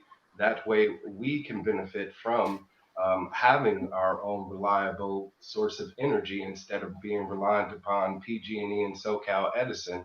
And now that energy will be coming from renewable energy. So please vote Wildstar for governor. Perfect. Perfect timing. Okay, we're going to return back to the random generated list of the top 15 issues. If you are in the public, you can continue to send questions to the public. We will be asking another question directly from the public to the candidates after we finish another round of top crises issues. So please keep sending questions. We will do our best to make sure that they go to the public. Send only legitimate questions. No others will actually be listed. So I just did another random generated order of the candidates. The order will be Shiora, Hennick, Wildstar, Killens, Marinelli. That's Shiora, Hennick, Wildstar, Killens, and Louis Marinelli. The first question goes to Mr. Shiora. For a minute and a half, the random number generator picked the question of wildfires are becoming increasingly worse. What is your plan to fix them in a minute and a half? Well, the problem with wildfires is that we're developing housing in very dangerous areas. We need to limit development in very sensitive areas of our ecosystem. Number one. Number two, in May alone, we had fires in Kern, San Diego County, and Monterey, some burning as much as 1,000 acres. It's getting worse, and we're already in the fire season. We already have a drought.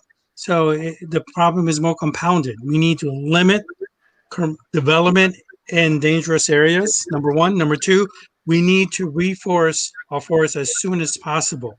This is going to take substantial amount of funding and regulatory innovation, but we need to do it as soon as possible because we had these horrible fires. Our forests are becoming more condensed and even more dangerous to succumb to random wildfires. And also, I will say this, I will increase our Attorney General's investigation force. Some of these fires are not accidental. I'm concerned that it may be arson to collect home insurance or who knows what.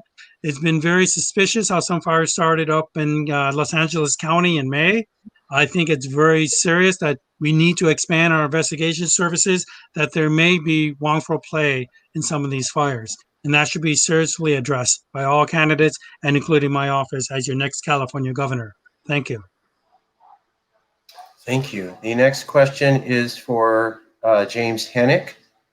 And the question is from the random number generator, should we raise taxes or cut services? James Hennick, do we raise taxes or cut services in a minute and a half? I'm in contention for the conciseness prize. My answer will show why. The question looks like it's a painful dilemma, and at some point it might be a real one, but as stated, it's a false dilemma. Before we raise taxes or cut services, we should eliminate or drastically reduce programs that do us a disservice. The prison system, as it now functions, should be recalibrated to focus primarily on violent offenders. The proliferation of administrators in our system of higher education, well, these folks can do very well for themselves with less inflated salaries. We should, of course, eliminate Medi-Cal funding for abortion, that is, the dismemberment of preborn babies. Planned Parenthood, a for-profit business with racist origins, should be sent packing. Okay. Oh, that's very concise. Very good work. Good work. Okay, the next question is for Nicholas Wildstar. And the question using the random number generator is question 7, criminal justice reform. If I'm asking you questions and you've already been asked that, please just raise your hand because the machine just pops these out. So it may ask you the same. So if you're like, hey, I already got this, I can't keep track. Hey, I already asked that. So if you don't raise your hands, I'm gonna assume you haven't been asked this. Nicholas Wildstar, minute and a half. What would you do as governor to reform the system of justice in California? Well, I am a police abuse survivor myself, so I do understand the growing concern and call in the community for criminal justice reform. So I support it wholeheartedly, which is why, as governor, I will be removing the Police Bill of Rights. I will be ending qualified immunity, and I will be requiring that any and all police officers carry liability insurance. That way, if there happens to be any type of lawsuit against that officer, any payment for that will be coming out of their pockets instead of taxpayers. So a lot of conservatives are supportive of that, as well as the demilitarization of our police officers, police departments, which a lot of our funding goes to as taxpayers as well. I also will be decertifying any and all police officers that have a 3-strike violation against them. So if they have 3 police reports, complaints against them, that ends up being validated as genuine concerns for the community, then that officer will be removed. I think, again, we can improve the relationship of police officers and the service that they're providing in the community, which is to protect and serve the people in those neighborhoods. If they don't feel like they're being protected, if they don't feel like they're being served, then they shouldn't have to continue to pay tax dollars towards that effort. Perfect. Perfect. Nice. The next question is for Chauncey Killens. Mr. Killens, the random number generator picked out question 10, the coming recession. Have you already been asked that question? No, sir. Okay. The question is to Chauncey Killens on the coming recession for a minute and a half. Yeah, recessions, I believe happen. Yes, some of it's you cannot prevent, but I think a lot of this is contributed by government being too big and trying to do too much, which the Constitution does not allow them to do. And by them making bad decisions, which they claim to be beneficial for humanity, years later you find out we be paying more because the politicians, which usually it doesn't affect them because they have money. So although we cannot prevent recessions, what we can do is minimize them, which I believe Wildstar has made a good point, that I wouldn't go to the same extreme he's going with the tax situation. I believe we can pay certain taxes and the people will decide what those are by vote. But when politicians just by fiat decide things, they're going to raise this or lower this and protect this group and deny this group. This is what creates recessions because politicians, and they always protect themselves. That's why they're never affected by their own rules. I would make a ruling where politicians that make decisions and laws, they would have to follow them themselves or be put out of office. And it'll start with me first. Keeping with our rules, we're going to go to Mr. Marinelli next, but first, any candidate that's named by any other candidate has 1 minute to respond. Mr. Wildstar, you were named by Mr. Killens. You have 1 minute to respond to, he said, in any manner that you would like. Nicholas Wildstar, 1 minute to respond, sir. Absolutely. Well, first, when I talk about eliminate taxes, I'm talking about getting rid of them as far as them being mandatory. Right now, people are forced to pay taxes and they don't have any say where that money is going. I want to change that by shifting to a voluntary structure where people pay taxes, like Mr. Killen said, and they can choose where that money goes. So if they want to continue to fund their local education system or police department or improve their roads, then they can choose to do so, but they won't be forced by the government to do so with me as governor. So I also would like to shift to a taxpayer or non-taxpayer revenue system. That way government is operating or not operating off the taxpayers' money. I think that would be a better way to approach the system. And that's what I'll be implementing as governor. Thank you. We're now going to return to the question to candidate Louis Marinelli. The random number generator has picked question 13 for Louis Marinelli. How should we raise taxes or cut services? Mr. Marinelli, raise taxes or cut services? Well, I certainly don't support cutting services. There are people in our state that are relying upon services that they receive. So why would we want to cut services? I think that we can cut taxes and keep services. And let me tell you how we can do that. That's the best of both worlds. Well, I guess you might be able to imagine, but my answer to that is California becoming an independent country. California becomes an independent country. We keep California's taxes in California. I'm referring to the federal taxes that we pay to Washington that get redistributed to other states in this country, states that hate California. We're paying for roads and hospitals and schools in Alabama, but we're not paying for roads and schools and hospitals in California. And we're cutting services in California. We're paying for services in Tennessee. It's ridiculous. California is an independent country. It keeps California's taxes in California. We can then reduce our tax, which will please many of the other candidates on this virtual debate today because they don't like taxes. We'll also keep our services, maybe even make our services even better. Another source of income which we will receive by becoming an independent country is when we de-invest from the American military regime. Right now, the American military budget is over $700 billion a year. California paying 13% or more of that every year. That's $85 billion a year, more, $90 billion a year we're spending on defense.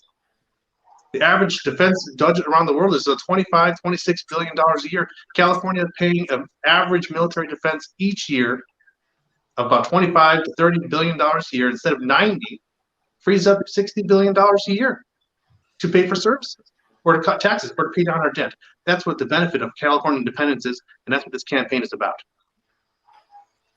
We're going to go to a question from the audience, a legitimate question. If you are in the public, you can send questions to the candidates. We will take them intermittently throughout the debate while they answer the questions about how they would reform California.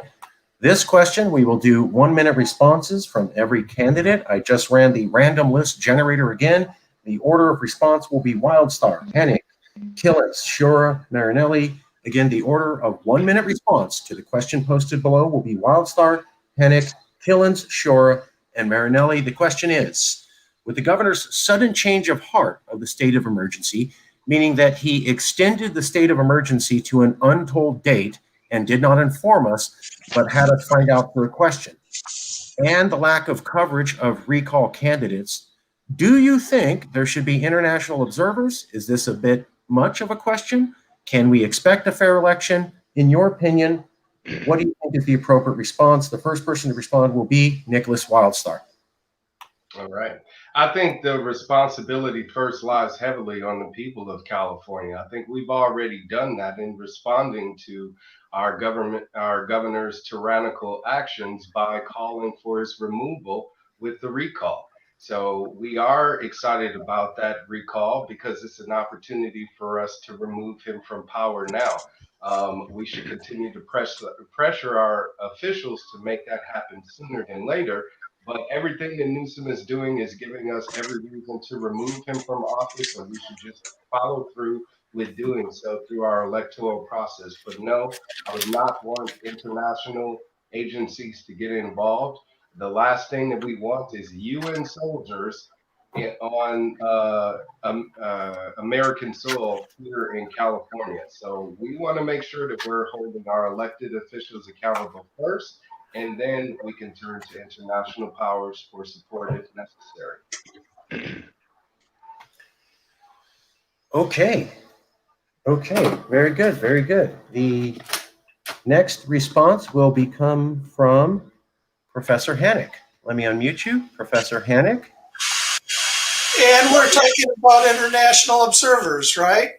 Well, do you think that things are being covered fairly, that we can have full and faith and credit in this upcoming elections, that we do not need to be worried at all about the total lack and almost media blackout of recall candidates, and the fact that our governor extended the deadline into the future with no guarantees of when it will happen in a haphazard manner? Does that encourage faith in a fair democratic recall election here, or does it not, in your opinion? I worry about all of those things, and I think we should all worry about them, and we should watch the governor very closely as this program that you're providing us with does. But when it comes to international observers, I just wonder where they'd come from. I wouldn't want any from Russia. I wouldn't want any from China. I wouldn't want just about any places that I can think of, with the exception of Costa Rica. Talk to me about international observers for Costa Rica, and I could get mildly interested. But for the most part, I take that to be an off-the-wall question. Okay, thank you very much. 1 second. The next person to be asked a question will be Mr. Killens. 1 minute response, please, sir. Yes, I mean, if people want to observe from wherever they are, I think people have a right to observe. Whether they have the right to intervene or interfere with the process of elections in California or in America, that is not their right to do. And we as citizens should push back on any attempts to do that. However, what's amazing to me is that Gavin Newsom, without science backing, has shut down churches, closed down schools, destroyed tens of thousands of small businesses in California. Yet the citizens of California have agreed to have him recalled, and yet they're dragging their feet. It's apparent to me that they care little or nothing about the citizens who they're supposed to represent. And that's why Governor Gavin Newsom, you are fired. Okay, the next response will come from Mr. Sciorra. Thank you. First and foremost, let me thank you for that question. I'm the only person here that's an elected official. And I say this with seriousness, not for any points. I swore an oath to defend the Constitution. That means for myself and for the voters, for all of you. If you, the American people listening and watching, want to defend the Constitution and have a fair and transparent election, yes, having neutral United Nations observers to our gubernatorial election is necessary. I'm an elected official. I'm speaking from experience. I'm not speaking from conjecture. It is desperately needed. We want to do it for other countries. Why not for us? We want it for Iran. We insisted for Syria, but we don't want it for us. That's not fair. We desperately need United Nations peace observers here to observe the election. It is now needed, now more than ever, because there are questionable acts going on. I'm an elected official. There's only 2 elected officials running for California governor at the moment, and yet the mainstream media won't list me. Why? Because I'm asking questions. I'm independent. I'm self-funded. Yes, the intention is intentional to not to let you know about the lesser-known candidates. Invite United Nations observers now for the election. Thank you. Mr. Marinelli. Yeah, so there's so many questions in there. I'm not sure which one I want to take my 50 seconds remaining to answer, but I would say, yeah, sure. If the people want to have international observers, great. I don't think that there's a particular, cause for that, like as if we have some massive fraud going on in our elections, California. But hey, international observers, why not? We have nothing to hide. I would say also that in regards to this decision, I think is part of the question of the governor to extend his emergency order powers, something straight out of Star Wars. I think that when people give up your rights, this is what happens. You don't get them back. And for example, they tell you that you have to wear a mask, and maybe we can do that. It's not a big deal, but if you give the government the right to make you wear a mask, tomorrow they're going to make you wear a sock over your head. And there are some people who do it. Some people will do it because they're willing to give up their rights for temporary security. And what did Ben Franklin say? If you give up your rights, your liberty for temporary security, you deserve neither liberty nor security.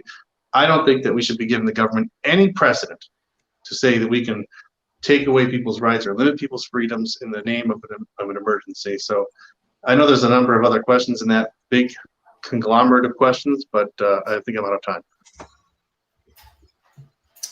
You were 30 seconds ahead, but we're going to move on. We're going to go back to the top crises that California faces using a random number generator. I already reordered the list of candidates. The new order that the questions will be asked in from the random number list generator is Killens, Sciorra, Wildstar, Marinelli, Hannick. That is Killens, Sciorra, Wildstar, Marinelli, Mr. Hannick. Killens, Sciorra, Wildstar, Marinelli, Hannick. The first question using the random number generator for Mr. Killens is the homeless crisis. How would you fix that, Mr. Killens? And for the public, please keep sending questions in. Chauncey Killens. Yes, I think those people that want to work will do our best. Homeless people, they need jobs. So what I'm thinking about doing is we have 160-something thousand, the most homeless people in California. I think a third of them would love to have an opportunity to get off the streets, find a home, and we would create some kind of environment where they would be checked out first. And then I would encourage them to meet with the fire department and the insurance department, and we would go into the forestry and have them at a certain wage clean those dry brush and stuff out. We'll try to be sensitive to the ecosystem. However, what's more important to me is saving lives and not having fires every year.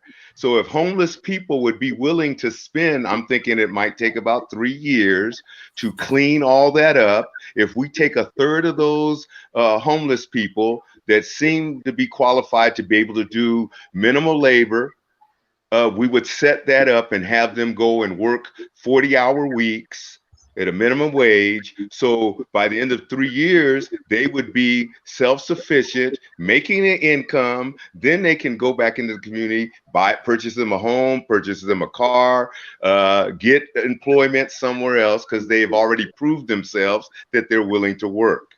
That would be one method to end the homeless population. Excellent. Thank you. The next candidate will be Fuji Sciorra. Using the random generator, the question is jobs for the unemployed. I'm hoping you haven't been asked that already. Yes, You were asked that already? I believe so. I talked about. Okay. Okay. All right. Hold on. Let's do another one. Criminal justice reform. That one too. Okay. Housing costs. That I have not been answered. Housing costs. We're running out. The random generator thing is using out. Of course, it's random. That's fine. Housing costs to Mr. Sciorra. Yeah, housing costs is out of control. It's creating more and more homelessness, and we really have to get a tackle on it. One way what we would do is allow development in farther away places. Now, some people do drive already 1 or 2 hours. We have to find a way. Public transportation has to be revitalized. One way for Southern California to help jumpstart this is LTA, lighter than air, known as airships, also known as Goodyear blimps. We have modification designs up and around the world, especially in England, where we now have air blimps transporting people 200 miles within 5 hours at very economical rates. So in theory, we can have people live farther, more inland, and yet still retain their jobs closer to the coastline. So we need a better sense of public transportation because housing costs is much, much cheaper the farther inland you go in certain places. So if we could find an economical way to have transportation, say from Joshua Tree to LA, such as an LTA, lighter than air, having that kind of an airship to travel for $5 a day, that should be a good start to build new housing that's affordable, so it's less dense. So housing costs could, that's one way to reduce housing costs for Californians is how allow them to be able to live farther inland, but be able to come to the coastline much more affordably. That means air, train, and rail. Thank you. Thank you. The next question is going to be for Nicholas Wildstar, the random number generator. Well, Nicholas Wildstar, have you dealt with pause on evictions? Yes. I have asked you about that. Okay. What about state tax reform? Have you been asked that? Yes. Wildfires are coming. Have you been asked that? No. Okay. Wildfires are coming. Nicholas Wildstar. All right. Well, I think first and foremost, we need to make sure that state officials are doing their job. Right now, they're not doing any land clearing at all. They're pretty much putting a pause on it due to, I guess, environmental concerns. But that's putting us in an even greater state of danger. So what I would like to do is allow people from the public to be able to come in and do their own land clearing, as the indigenous people of this state actually once did at a point in time in history. So I think if we get back to those different type of ways to address the issue, there would be less fires in the state.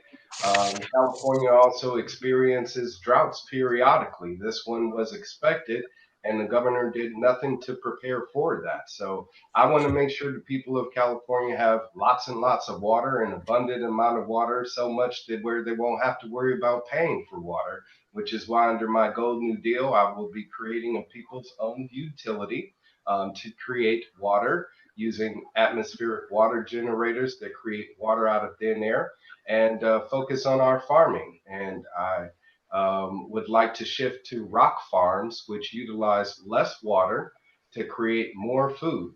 So these are the ways that I feel like we could address the wildfires and bring more water to California and make us a more plentiful state. Perfect. Wow, you're right on time. Okay, the next question is going to go to Mr. Marinelli.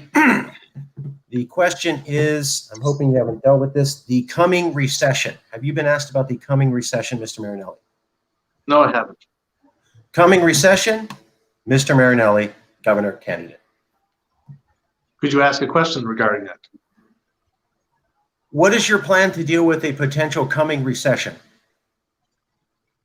So if there are experts out there who are projecting some kind of economic recession, we need to look at what are the causes and what's happening with the indicators of the economy are to cause that recession to come. It depends on a host of different issues and what the particular problem is. I know that in the beginning of this discussion, you mentioned that there were some analysts who were talking about a coming recession, but I guess it would kind of depend upon what the issue is, what the issues are that are causing that projection to be made. But what I think we can do as a state is to prepare for a recession. Because I can't make a projection how we're going to prevent some hypothetical recession, but we can prepare for recession because inevitably recessions happen. And I think that the way we would prepare for recession is to make sure we have a robust rainy day fund. We can do that by, every year in our budget, putting money into it. We can do that by streamlining the state of California government. Because, again, I'm going to bring up the topic of California independence because it's so important to so many of these issues. If California becomes an independent country, we can streamline California state government. We can get rid of 2 state park programs, for example. We have 1. We can have 1 set of taxes instead of 2. And so that host of issues, where we have 1 state and 1 federal, we basically have so many different areas where we have double of it because we have a state version of a federal version. If we have just 1 version of it, we can have a more streamlined government, which makes government more effective, more efficient, and cheaper. Then we have more money to put aside for rainy day funds. We have more money to allow us to reduce our state taxes and so on and so forth. And that puts more money back into people's hands and in people's pockets so that they themselves have the ability to maybe save some money.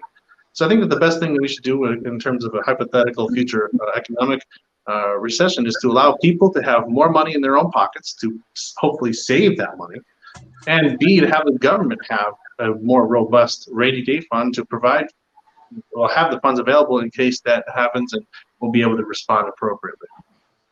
Okay. We're now going to go to a question from the public. I have said that this is an acceptable question. Each candidate will have 1 minute to respond. The question is, the Second Amendment states the right to keep and bear arms shall not be infringed. Would you support the repeal of all California gun laws? Or how do you feel about gun regulations in California in general? Yet the candidate will have 1 minute. We use the random list generator, and the order of response will be Marinelli, Hennick, Shora, Wildstar, Killens, that's Louis Marinelli, Dr. Hennick, Fuji Shiora, Nicholas Wildstar, and then Chauncey Killens. Louis Marinelli, for 1 minute, how would you deal with gun laws in California? Well, as many people know, a American court just recently struck down California's assault weapons ban. It was on the books since 1989. People of California and their elected representatives in Sacramento decided that our culture is going to ban assault weapons, and American court just struck that down. That shouldn't happen. That shouldn't happen. When it comes to this issue, I mean, I have taken the issue. I've taken sides on both sides here because, you know, when I see these, for example, these shootings in our society, it gets frustrating, and you want to say, let's get rid of the guns. Let's get rid of the guns because people can't live in peace or whatever the problem is. It just gets so frustrating. But when you got to take a step back from the emotional response, and you got to realize that this so-called Second Amendment, I don't like to call it the Second Amendment because it's an American Constitution. I live on the California Constitution, but the right to bear arms, I think, is important. And the founding fathers of this country, which many people still revere, you know, believed it was important for, you know, to protect society from the rise of tyranny. And I believe in that. I believe it's important for the society to be armed, to protect themselves from tyranny, and that the people have the right to revolution. And that's why I think that we need to protect the right to bear arms. Thank you. Next person will be Mr. Hennick. Let me unmute you. Mr. Hennick, how do you feel about California gun laws? You have 1 minute, sir. Well, I'm certainly not in favor of repealing the Second Amendment. I think that one thing we ought to do real soon is initiate a whole series of gun buybacks. There are way, way, way too many guns out there. And I have no hesitation at all in doing some constitutional law such that assault weapons should be banned. And I want us to consider this. Why is it that there are so many terrible gun shootings? The main answer, I think, or at least as important as the abundance and superabundance of guns, is we have a crushing mental health problem in this country. Why is that the case? I think it's often the case because of social isolation. And I think that's something that the American Solidarity Party wants to address at many levels. Thank you. Thank you very much. Okay, next up on the topic of gun regulation in California is Nicholas Wildstar. How do you feel about gun regulation in California, sir? Well, I definitely do not believe that government should be disarming the public and putting those weapons in the hands of a small few. Are you able to mute other? All right. Unfortunately, gun laws create a false sense of security. That we already have very stringent gun laws here in the state of California, yet we still have gun violence. So criminals are going to have a criminal mind regardless of what laws exist. So we want to make sure that every person in the state of California is able to protect themselves, since to me it's a self-defense issue. So as governor, I will be nullifying any and all existing gun laws to make California a constitutional carry state. So if you want to be able to make sure that you're able to protect yourself as a resident of California, vote WildStar for governor. I made a mistake. I skipped Mr. Shiora. We're going to go to Mr. Shiora, and then we'll go to Mr. Killens. Mr. Shiora, your response, sir. Thank you. As an elected official, I swore an oath to defend the Constitution from enemies, foreign and domestic. Our Second Amendment is there to make sure we have a second chance of freedom. Mexico has the strictest gun laws, perhaps in the world, and yet the violent criminals have access to the guns. More difficult, subversive gun laws only hurts the law-abiding citizens that want to protect their family, protect their property. So I would keep some laws in place for public safety, but at the same time, the Second Amendment is there for a very specific reason.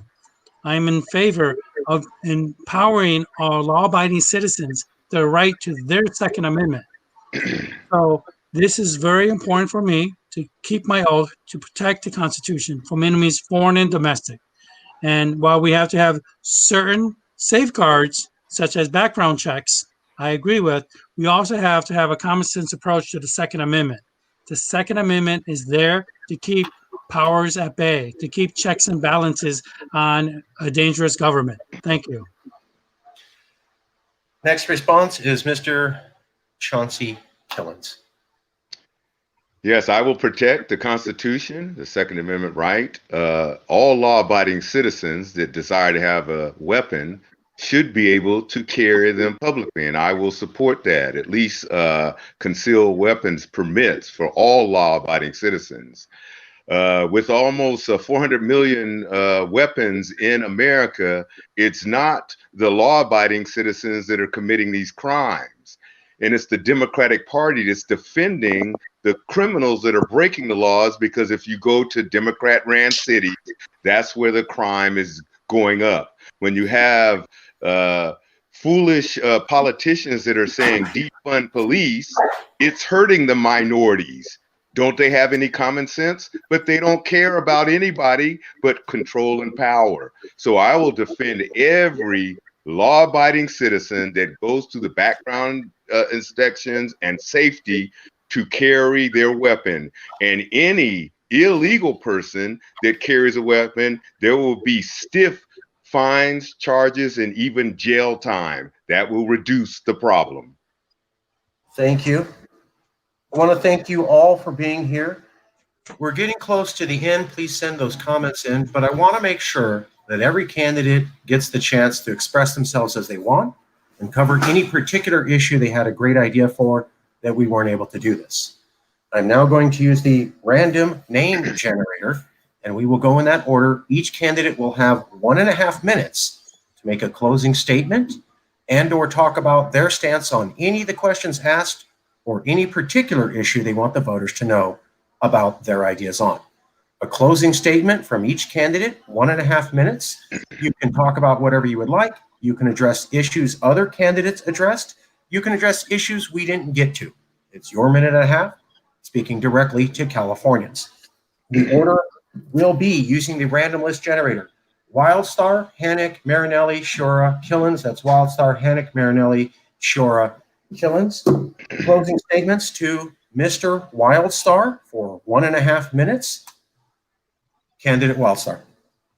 Well, thank you to all of you out there that are watching this debate today. The mainstream media is doing their best to censor any other candidate that they fear may be able to replace Gavin Newsom. So they are, again, picking and choosing your representatives for you. So I appreciate you doing your due diligence to actually research and find out more about those candidates yourself.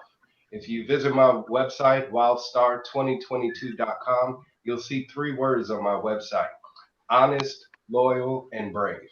I'm honest and will always be honest to the people of California. I am loyal to the people of California and all of their demands and needs and their values. And I'll always be brave and exemplify bravery as the leader of the state. And that's what I want you to know is, as governor, I will be making sure that any and all government officials uphold their constitutional oath first and foremost, which is what I'll do. and I'll be holding them all accountable. So with me as governor, you can expect a more accountable government as well as a more freer California. So please vote WildStar for governor to bring back liberty to the state of California. Thank you. Thank you. Next up, let me unmute you first. I'm going to get this right eventually. Mr. Professor James Hannock, 1.5 minutes, closing statements and/or coverage of any policy you wanted to do. I'd like to address the homeless issue. 2 statistics for a start. There are about 125,000 homeless people in our state.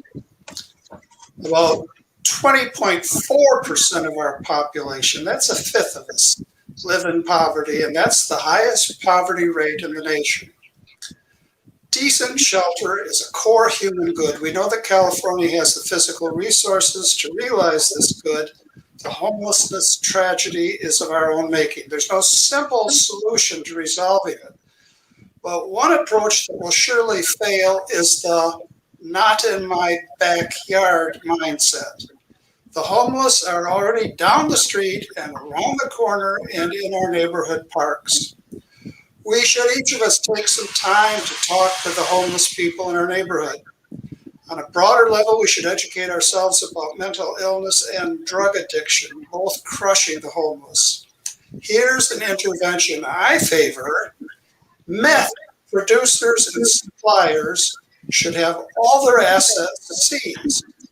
Indeed, why not publicly shame them by tattooing their foreheads with the hashtag meth kills? Okay, that was what the candidate felt like saying. So we're going to go down to the next person. Mr. Marinelli. Mr. Marinelli, closing statement. You can cover any issue. Any other candidate said any issue you'd like to cover, whatever you'd like to say. Thank you. So as you know, I'm running on a campaign, a very simple, make California an independent country. Many people may be thinking it's kind of a pipe dream. It's something that would be wonderful if it could happen, but they don't think that it can. Well, it can happen.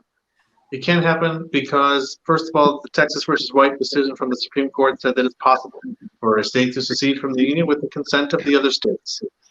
As governor, I will seek the consent of the other states. We need 25 of them. And we will make California an independent country with the consent of the states. There's nothing in law or the Constitution or the Supreme Court ruling that says that we need consent of Congress or constitutional amendment or anything to that effect. It says consent of the states. And I will, as governor, reach out to the other states in this union and gain their consent for California to leave this union. I'd also like to point out that this campaign is the first time in history that a candidate is running on the campaign of independence in California for governor. A vote for Marinelli is a vote for CalExit. So we want you to vote yes to recall, because a vote to recall Newsom is a vote for independence. Yes on recall is yes on independence. Yes for Marinelli is yes for independence. The first time in history, the people of California will have a chance to vote for independence at the ballot box through my candidacy. That's why I'm running, to give you that chance to vote for independence, if that's what you believe to be in the best interest of the people of California. So Marinelli is a vote for CalExit. Thank you. Thank you. The next person will be Mr. Sciorra. Mr. Sciorra, closing statements, 1.5 minutes, sir. Thank you. Once again, my name is Fuji, F-U-J-I, Family, Unity, Justice, Integrity. I'm an elected official, and I know what's wrong with our state government, county government, local government. It's not representative of the people, by the people, for the people. As your next California governor, I will make it more accountable, more transparent. I will open California up for business, open up our schools, go back to what we should be, being normal again. So many people have told me they want to get back to work. They want to open our schools. I will get that done. I have a website called www.governor.life. I'm pro-life. I'm your pro-life candidate. I'm also the educator to make school choice happen, to give parents like you out there, your kids, a future. I will replace STEM with my version called Aspire. ASPIRE stands for Artificial Science, Programming, Internet, Robotics, Engineering, Environment. But here's what's really also important. I'm asking you to also visit my other site called www.canada.contact. It's a list of all known candidates running for California governor. Look at their websites, look at their policies, encourage newspapers and news outlets to invite them to the next debate. It's up to us to make sure that the mainstream media doesn't vote for you, that we get to have a say. So visit the website, www.canada.contact, and let's make it happen. Because now more than ever, we need to have our voices heard through the debates, through the electoral process. I'm different, I'm new, but here's the thing, I'm counting on you. Vote Fuji. That was a wrap. I caught that. We're going to go to Mr. Killens. Chauncey Killens, your closing statement, sir. Yes, my name is Chauncey Killens, and I am extremely confident that I will be the next governor of California if it's a fair election. And it's prohibited to have any Dominion voter fraud election machines in this state election. I will defend faith, family, and freedom, which are our constitutional, God-given rights, and no one will prevent me from doing otherwise. I'm going to try to do something unprecedented in U.S. political history. I want to run as a write-in candidate, and it's a symbolic gesture to let the elite, powerful people, Democrat, Republican Party, big tech, Facebook, Google, the teachers union, and all these people that have disrespected us, abused us, and have misused us and think we are non-essential and irrelevant to them. We give them our vote and they just treat us like we are nobody. I want you, the citizens of California, to stand with me. Write my name down, Chauncey Slim Killens, the people's governor. Post this on your refrigerator on a Post-it note or with magnets. Text this, text it to your friends, 3 or 4 friends. We're going to show them we, the people, are significant. We, the people, are important.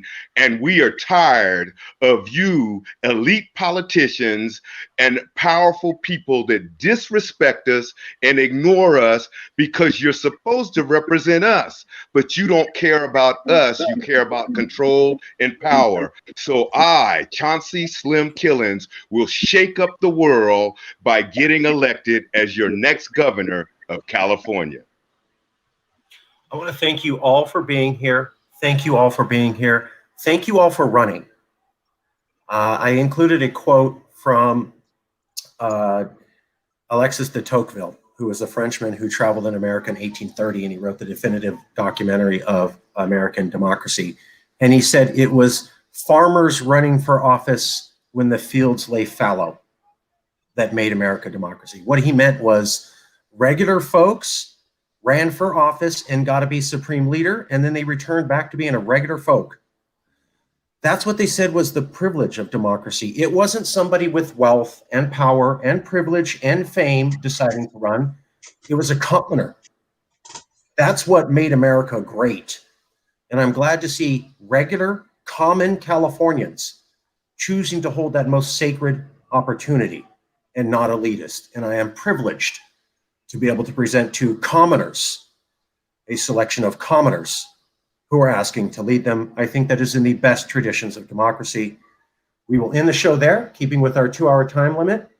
All candidates are asked to leave. Mr. Marinelli, if you would stay, there are 5 questions directed at you. The debate is now over. All candidates are free to leave. Mr. Marinelli, I need to ask you to stay because candidates specifically ask questions for you. I have to show you. All of the candidates are free to leave. We will have our second round of debate here at 3:30. Second round of debate here at 3:30. Second round of debate here at 3:30. Let me show you what's coming up at 3:30.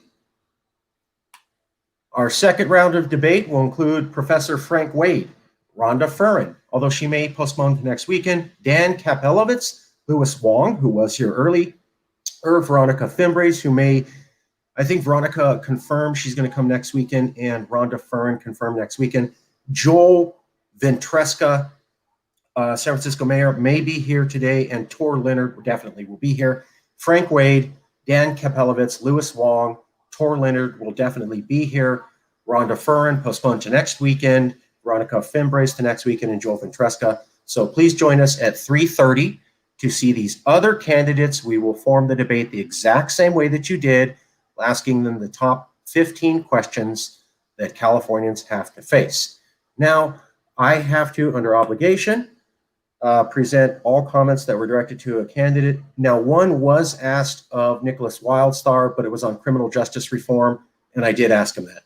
All of the other questions are directed to you. I'm going to show you them now. Louis, we are in the dead zone between now and our next debate, so it's up to you to answer these questions if you want or not. I cannot compel you. Here are the questions from the public. Nicholas Mildbard wants to ask you about your stance on secession. The other question is to Louis. Citing the creation of West Virginia, what's going to prevent chunks of California to remain within the U.S.? And another question for you was from candidate Louis Wong. You were suggesting coal. He was pointing out California does not have any coal-fired plants, at least in his opinion. Another question for you was at Louis. According to the California Energy Commission, California consumes the lion's share of Persian Gulf oil. Wouldn't secession replace the U.S. involvement of Middle East conflicts with California? Finally, for Louis, does the government force you to wear clothing, or can you walk around without clothing? A silly question, but I got to make sure that you are informed. And that is it. So let me go over those again. Well, let's take them one at a time, and I can go through them one at a time. Sure, let's go to the first one. California secession. So my stance on California secession is, of course, I am the Cali's candidate for governor. The first time in history that there's a candidate for governor running on the platform of seceding from the Union. So I clearly support the right of California to secede from the Union. And I support the right of the other states to secede from the Union if that's what their people decide is best for them. So beyond that, I don't know what else I can say about that, but we do have multiple different paths to pursue secession, one of which is the consent of the states, which I kind of spoke about earlier, where I, as governor, will reach out to the governors of other states and the state legislatures in other states to gain their consent for California to secede from the Union. The Texas versus White ruling says that through the consent of the states, we can secede from the Union. Doesn't say consent of Congress, doesn't say that we need a constitutional amendment or anything to that effect. It says we need the consent of the states. Well, we're going to get the consent of the states, the state legislatures, to say California can secede from the Union if it wants. And we believe that's possible because if you look at the number of states that voted for Donald Trump in 2016, I believe that number is 27 or 28 individual states. We need 25. 25 Trump states to say California can secede from the Union if it wants. I think we can do that. That's what the path forward is for California secession. And as governor, I will pursue that agenda first and foremost. Okay, the next question is, what happens if chunks of California decide they want to leave after California decides it leaves? What if a West Virginia style situation happens where people say, I want out of California now that you're independent? So I believe, the core of this whole campaign about Calexit and California independence is not just some idea that California should secede from the Union. It boils down to believing in self-determination. And if the people of California determine themselves, self-determination, determine themselves that their future is better outside of the United States, that's what we want to do. If they have a vote, we want to have a vote. We want to have California have a referendum on independence, ultimately. And if the people of California decide for themselves, self-determination, that they want to leave the Union, then they should have the right to do that. according to that same logic, of course, I support the right of individual counties to leave California if we decide as a state to secede from the union. There are some border counties in the north or other counties that don't want to leave the union. I think they should be able to remain in the union, and we should work with them to create some kind of secondary referendum for at the county level, or perhaps at different political boundaries, to allow those who want to remain American citizens to do so. But I really believe that we have a great plan and a great offer for the people of California that they won't refuse when it comes down to it, and they'll be better served by staying with California. And I think that actually, to be honest with you, there are going to be a number of states that want to go with California. So I think the question is going to be more about not allowing some of the other states to go with California than it is going to be to say some counties can stay and join Nevada or something like that. Last question for you. According to California Energy Commission, I believe this is accurate, California consumes a lot of Persian Gulf oil. If California is independent from America, does that mean California now has to get directly involved in Middle East conflicts like the United States? Well, I don't think that we need to get involved in conflicts. I think that we can trade peacefully.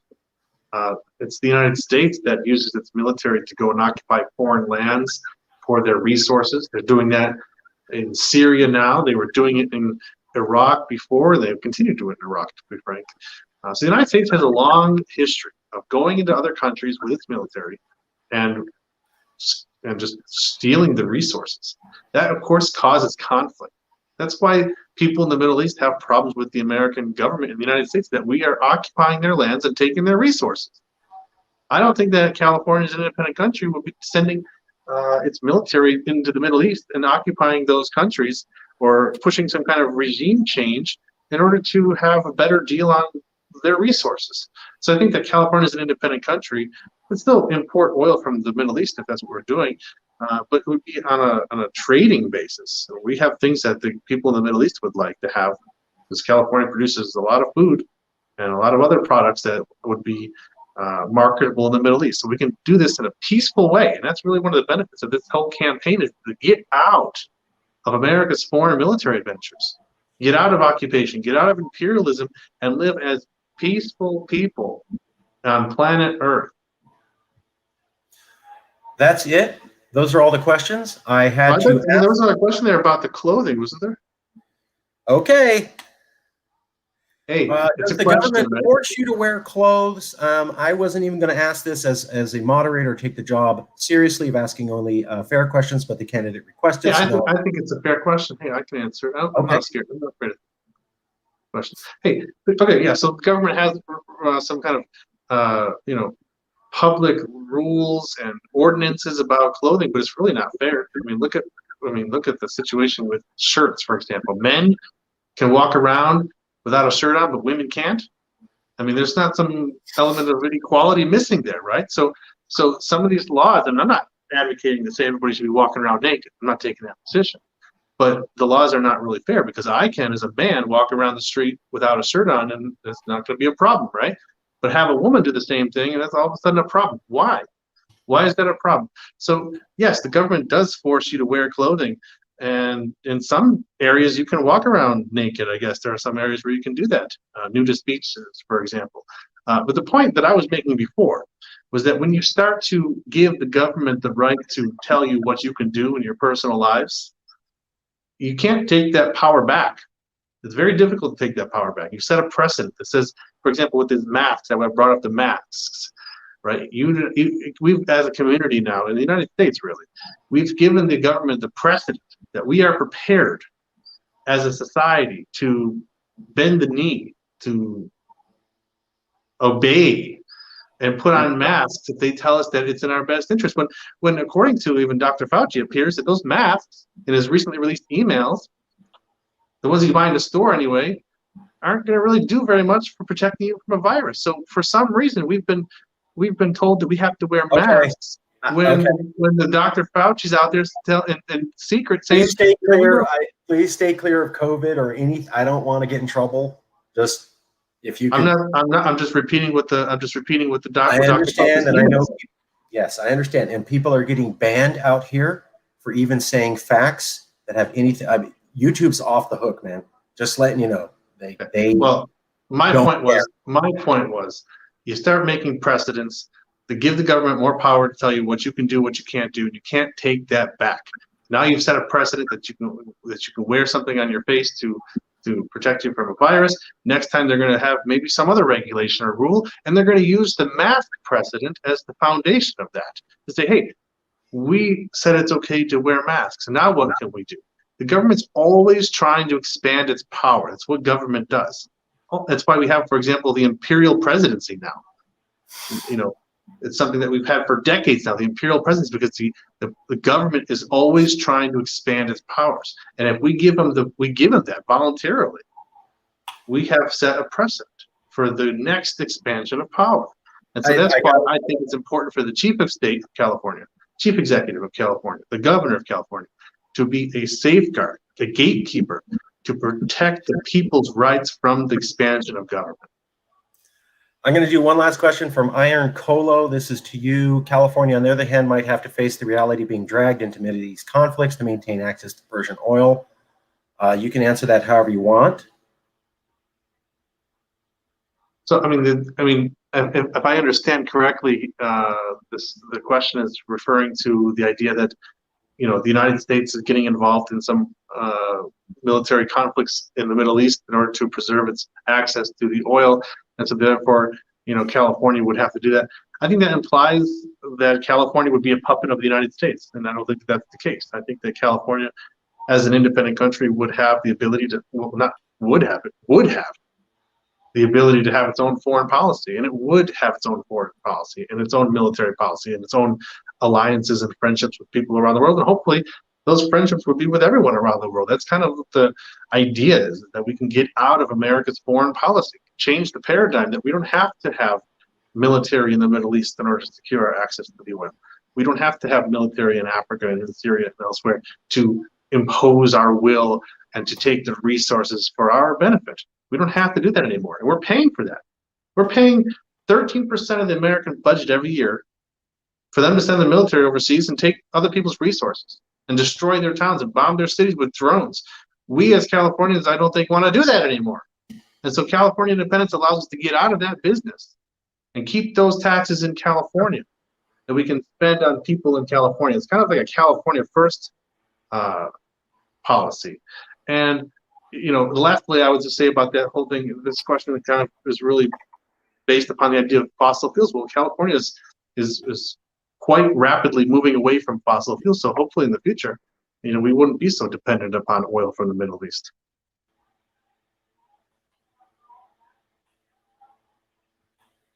Okay. Great. You are done. You have heard everything. And we'll go from there. Thank you very much. Next panel will be at 3:30. I am going to close my video screen. Well, I'll leave it up, but I'm going to ignore everybody because I got to get prepped for the 3:30 one. So thank you, Mr. Marinelli, for being here. You are excused. Appreciate it very much. Everybody else, stick around. Coming up at 3:30, pop, pop, pop. It's going to get going. I'll just leave this up so you can all see that we're still live streaming, but I am, no offense, going to ignore people while I prepare for the next show.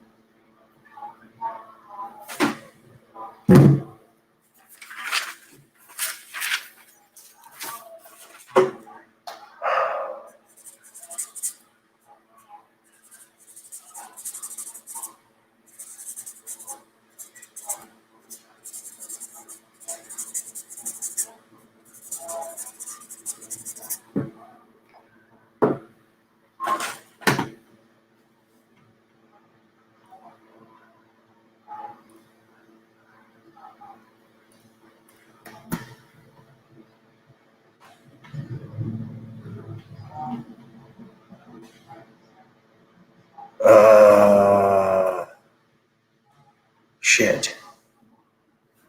Um,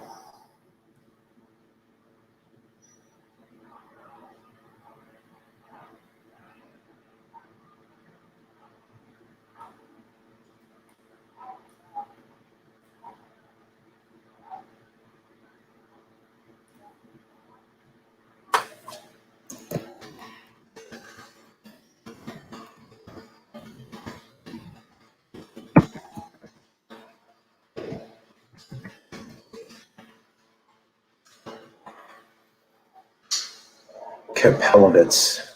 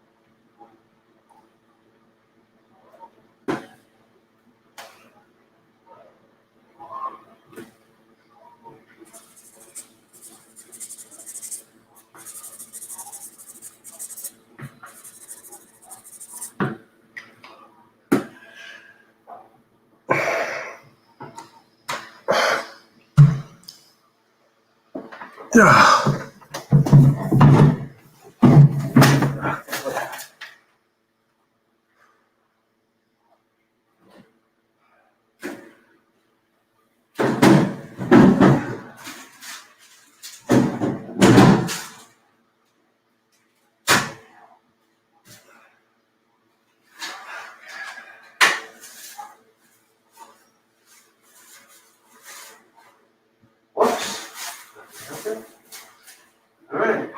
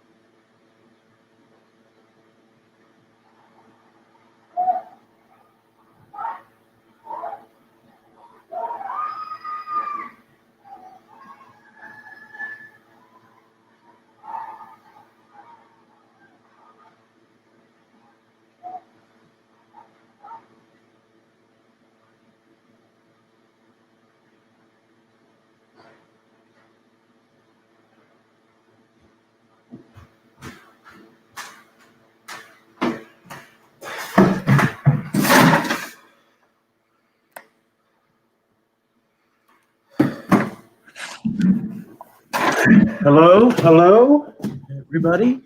Yes. Both of you are here. Let me make one phone call to Professor Wade. Tor, can you hear me okay? Yeah, I can hear you good. Can you hear me?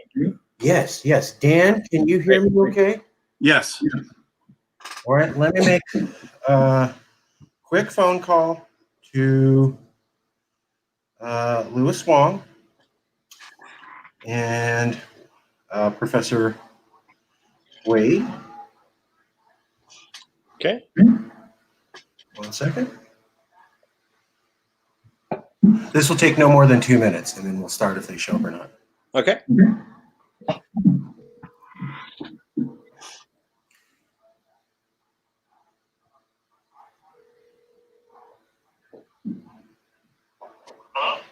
Louis Wong, hey, are you available to join a debate, sir?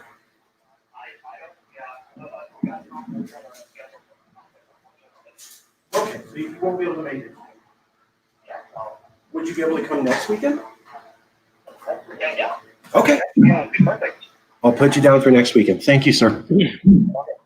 Have a good one. I was catching the 1 o'clock one earlier. Oh, awesome. I will schedule you for next weekend, sir, I promise. Okay, thank you. Louis won't be able to make it. 1 second. Let me check with Professor Wade. Okay. And then we will start. Okay,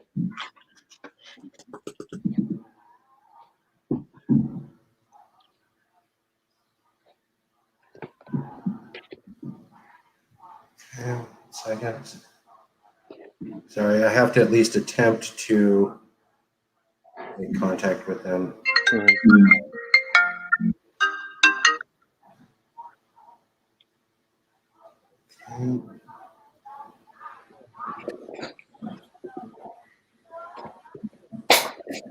One more second, I apologize.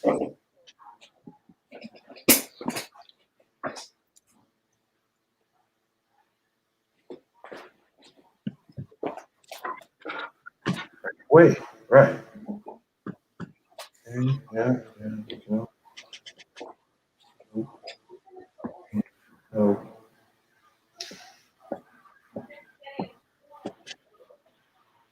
No, I didn't. Give me one. I apologize. There's a couple different candidates here. I'm trying to find the Frank Wade. See my attachment. Yes. Okay. Here we go. Nope, that is not it.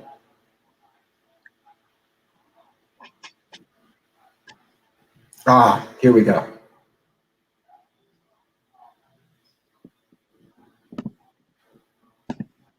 One more second. I apologize.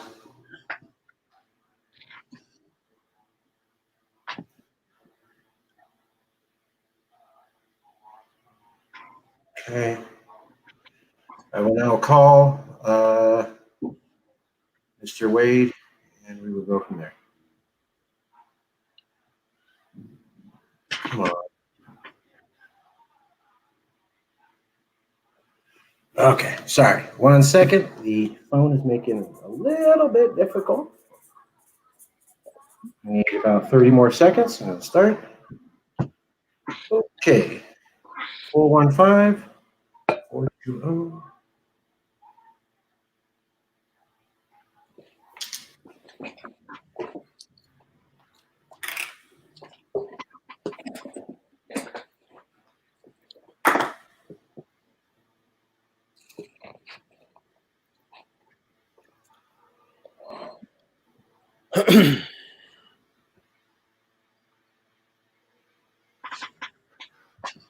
One second.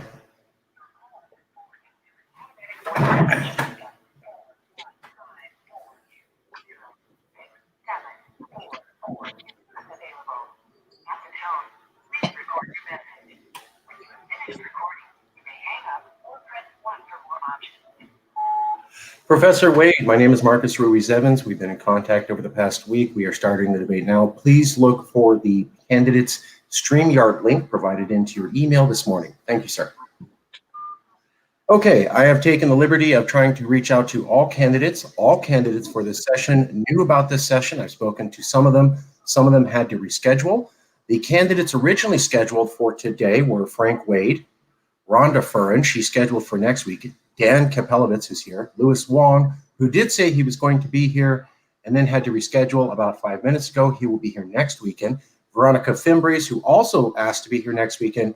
Joel Ventresca, the third-ranked San Francisco mayor, who will also be here next weekend, and Tor Leonard. So today we have Dan Kapelovitz and Tor Leonard.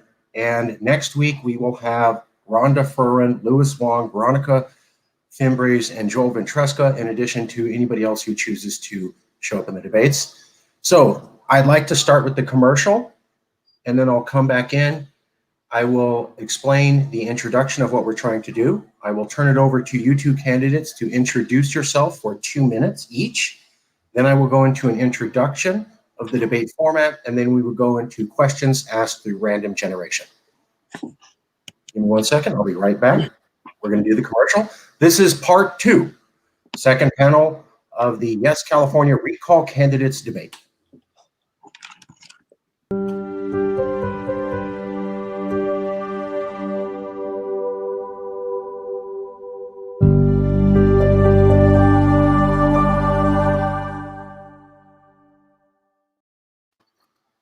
Well, hello, this is part 2 of the Recall Candidates debates. We're up to about 15 to 20 different candidates who expressed interest, and we're trying to post them all. If you are a registered or declared candidate, please get a hold of us at Yes California. We're the only group holding recall debates and insisting that you, the public, have the right to determine who should be the next governor and no one else. The format for today's debate will be as such.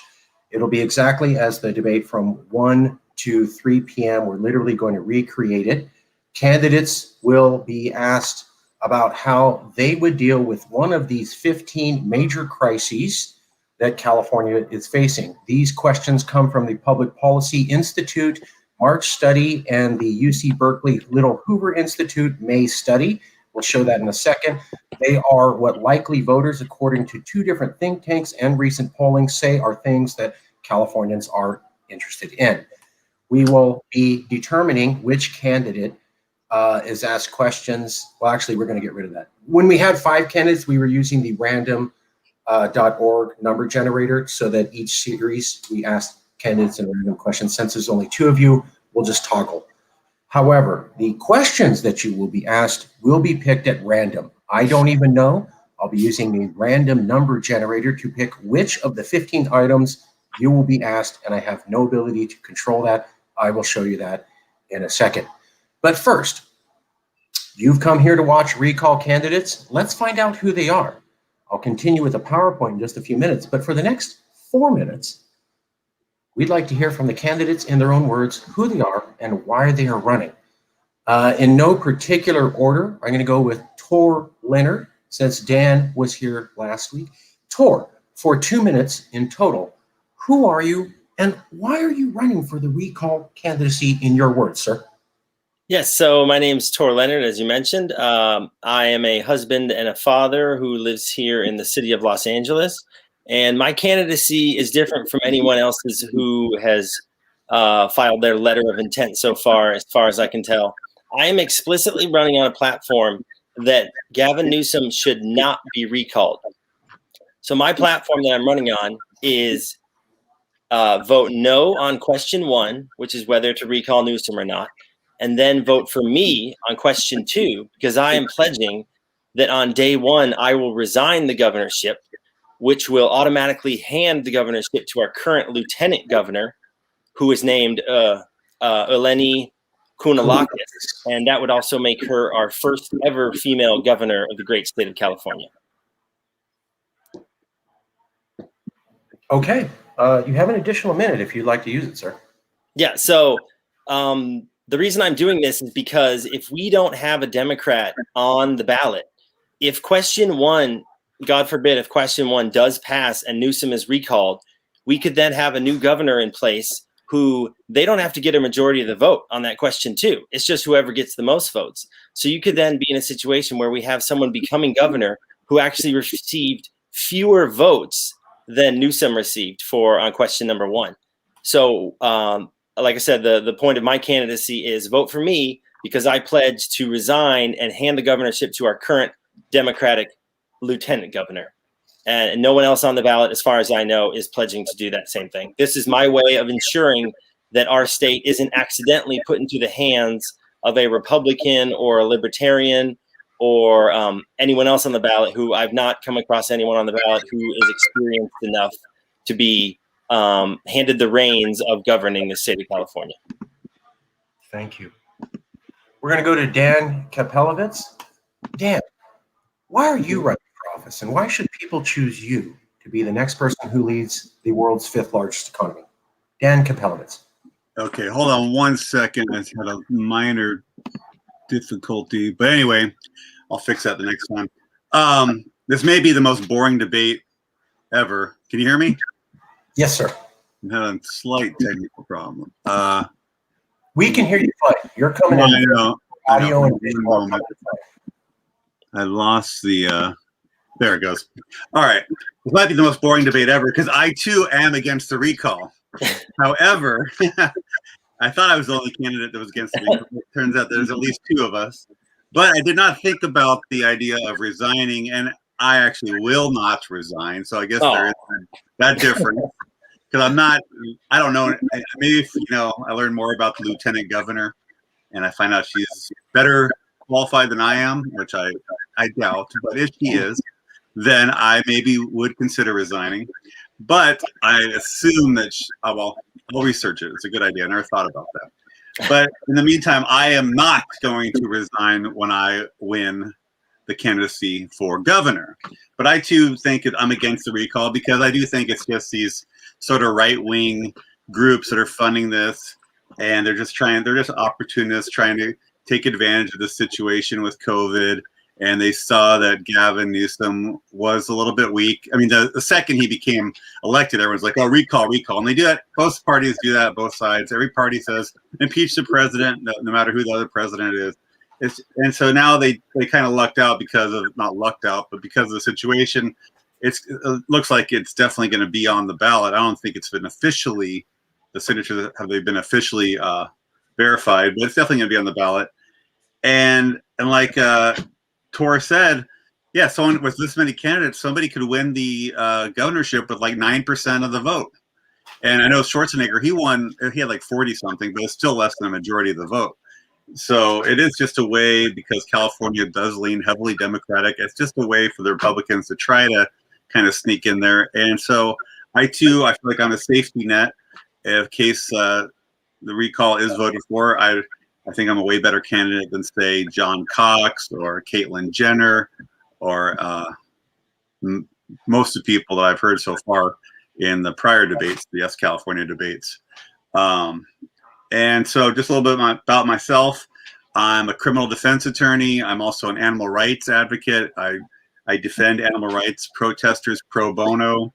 I am very intimately involved with the criminal justice system. I understand it needs to be drastically reformed. There's so many problems with it.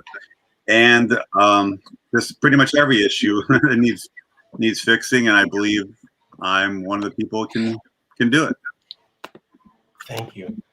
Just for clarification, there are 5 candidates who are not conservatives at all. You two, Mondo, who also agreed to this, is a Democrat. Joel Ventrescu is a Democrat or Green Party member. He's a hardcore social progressive, 3rd highest ranking in the San Francisco mayor candidates. And Veronica Ventrescu is a Green Party candidate. So that's at least about 1/3 of the people here are not Republicans and not conservatives and participated in this debate. Just wanted to be clear about that. And I don't think Mr. Papagan was very hardcore conservative either. Who? Adam Papagan, who was at your last. Yeah, fair enough. I wasn't sure, but sure. Yeah, absolutely. So and we've been open. If you can come from any political background, and if you are declared a registered candidate, we want to make sure that you get to be heard by the public. Let's go to the introduction for the debates. I had to do this at the previous debate, so I need to do it for this panel so that everybody's equally informed about what we're doing and how we're doing it.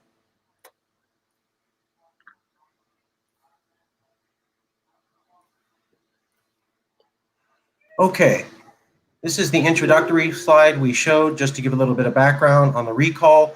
This is showing that Gavin Newsom's approval rating is far higher than Gray Davis's, the last governor to face a recall. However, there's a couple interesting facts. Number one is that Davis, although he lost, was going up in the polls going into recall, while Newsom is projected to drop continuously going into the polls. This is from Cal Matters, one of the most well thought of and respected policy institutes in California. Additionally, we want to point out that while Newsom has a much better position going into this recall, here's Davis, Newsom is above that, but you can see the way the trends are going.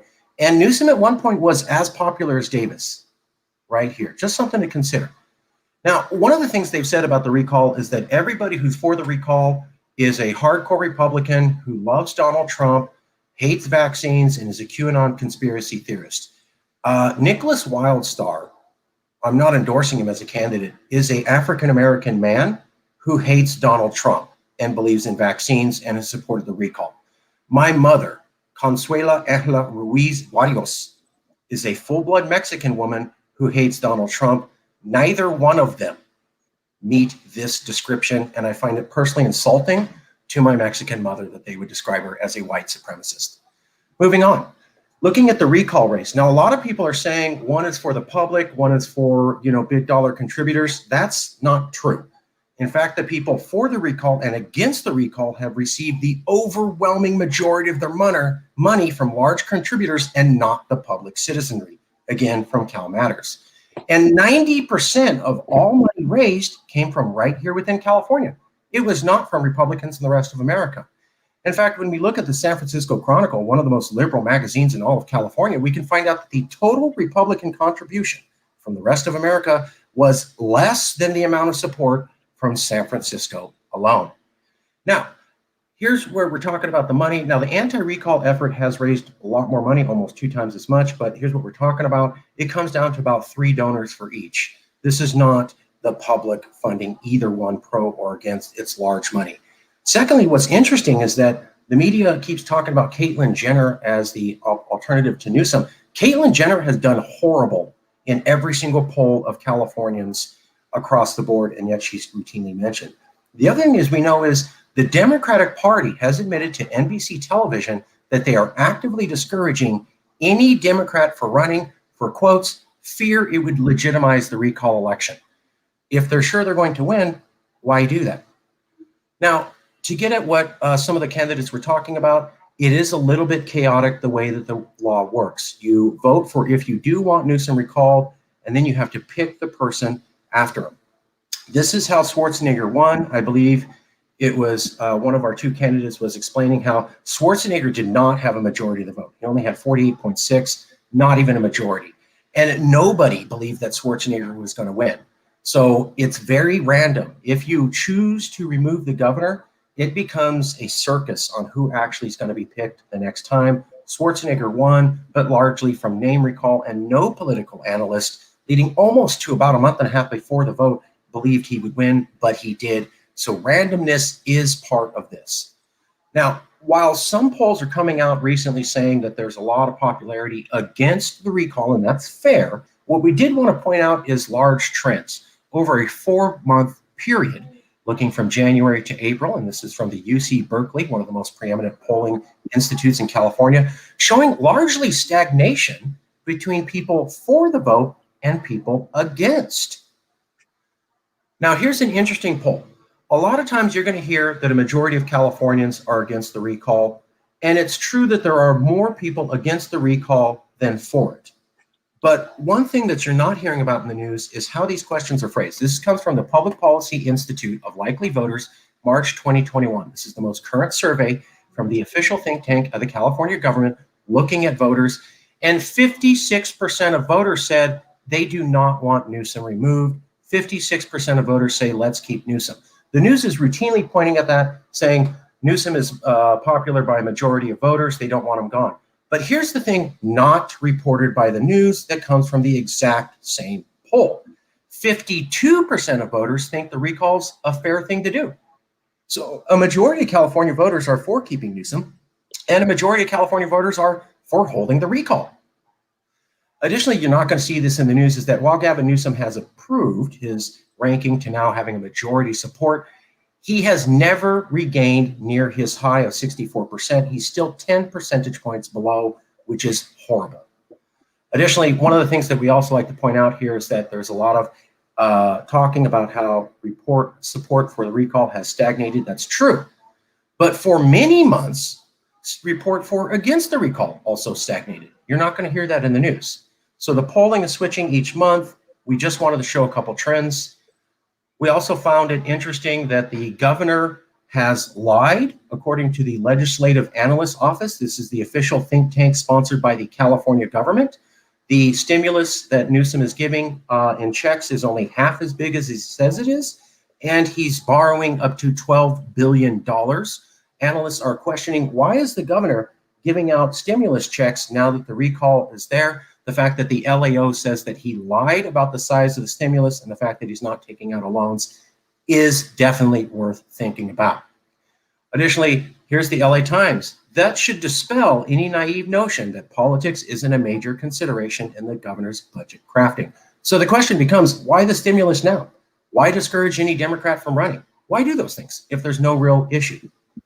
Additionally, here we go. NBC News has revealed that Democratic officials have said they don't want anybody in the Democratic Party running for fear it would legitimize the recall. Why do that? Now, the questions for today for the candidates are going to be based upon not on the recall, because there's some analysis saying that Newsom can improve with his dealing of the pandemic. But Cal Matters and Daily Cal, the UC Berkeley Press, are pointing out that Newsom is weak on a variety of other issues that may have an impact on him in the next few months. Here are some of those issues. We're looking at the UC Berkeley poll that shows that Governor Newsom does not have above 40% approval on almost any issue. Now, while he has majority approval overall, he's very weak on a variety of issues, including the drought, criminal justice, and he's doing absolutely very poor on housing costs and the homeless issue. Again, UC polling most recent. Other issues that were talked about come from the PPIC. Here's how we generated those list of questions. Since those two surveys asked about these 18 different areas, we are generating the questions for the candidates on how you as a governor would deal with these variety of issues. So let's get right into it. We're going to do random number generation on the questions. I'm going to click 1 through 15, and it will give me a number for the question. I will then ask that question of you. Here is the list of the questions. I don't have the numbers, but they're basically in order. So number 1 is climate change, 2, healthcare, 3, wildfires. You can count. I'm going to list the question for you so you know exactly what it is. Let's just go in order of who has had less time on screen. Tor Leonard, I will ask you first. I'm going to do a random generated question. The random generator from random.org picks number 6 as the question. Number 6 is the drought is coming. The question is for Tor Leonard. For 1.5 minutes, as governor of California, what would you do to fix the upcoming drought? Tor Leonard, sorry, candidate for governor.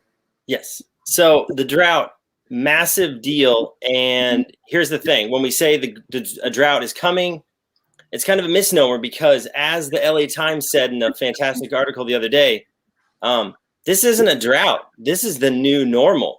This is what we need to get used to for the future because there's no reason to believe that, oh, this is just a drought. It's going to come and go. Maybe things will be better a year or two from now. So that's the first thing we need to do is acknowledge that this is the new normal. We're going to have to figure out how can we sustainably operate in these new conditions. So a big thing we need to do is we need to crack down on agricultural producers who use obscene amounts of water for inessential things. And they're also oftentimes getting that water at obscenely cheap rates. I know there's been a lot of stories about Nestle, the Nestle company, and all the deals they've made with the state of California over the years that allows them to get water at just crazy cheap rates. We also need to focus on building more multifamily housing because as we know, not only do we need to do that to meet the housing demand that we're already in right now and is only set to get worse, but it's also important to be building more multifamily housing instead of single family housing because as we know, a family who's in a multifamily housing apartment, whether it's apartment or condo or anything like that, is going to use far less water than a family that's in a typical single family home ever would. We also need to have much heavier restrictions on how much your typical household, single family home water can be using. I know that was a big deal a few years ago, but the problem is we have such a lot. And this is a common problem for so many issues in the state of California is we'll have great laws on the books, whether it's local laws, state laws, but there's so little enforcement of any kind. So let's do it right this time. Let's have very strict rules on how much water a household and that companies can use, but let's also actually have that enforcement mechanism in place as well. And it also, because not only, yes, I'm sorry, please. I'm just trying to keep the rules for everybody. It's about a minute and a half. We will come back to you with another question. Thank you. Okay. To Dan Kapelovitz, the next question, using random.org to generate. The question being asked will be question 1, climate change regulation. Dan Kapelovitz, as governor of California, what would you do about climate change? I think, first of all, obviously we got to take it very seriously. It's one of the most important issues. We got to change the laws so that the people who are contributing the worst to causing climate change, like factories and stuff, they have to actually, make it expensive for them to do that. We got to put everything into renewable energy, get rid of all the non-renewable energy. You do wind, solar, geothermal, whatever, and we got to become the leader on that. And that's going to create millions of jobs too, and we're going to be able to get people out of jobs and dirty energy and put them into the cutting edge jobs of clean energy, truly clean energy, not just clean coal or whatever. And I think that if we become the leader, we're going to be on the cutting edge, and that's going to just improve everything, the economy, the environment, and that's just the way to do it. Okay. Next question will be for Tor Leonard using the random generator. I will now ask the next question. The question number is 15. That is undocumented immigration. Tor Leonard, what would you do about undocumented immigration if you were allowed to be the governor of 40 million people, sir? I'm sorry, you have to unmute your mic. Sorry about that. I have 2 dogs are currently fighting at my feet, so I decided to mute it during that. The new normal, it's fine. It's the new normal. We'll start again. Unfortunately, there's only so much we can do at the state level because we need federal immigration reform, and we need it now because so much of when it comes to this topic, so much of it is relying on what's going on at the federal level. So we need that path to citizenship for not only Dreamers, but for all. I support it for all undocumented immigrants. But something I want to say though is I feel like our country is moving in the right direction when it comes to the general public's view on this issue of undocumented immigration. Because I was reading just the other day about how you had not that long ago, just a few years ago, you had people like Hillary Clinton in the Democratic debates coming out in opposition of the opportunity for undocumented immigrants to get driver's license.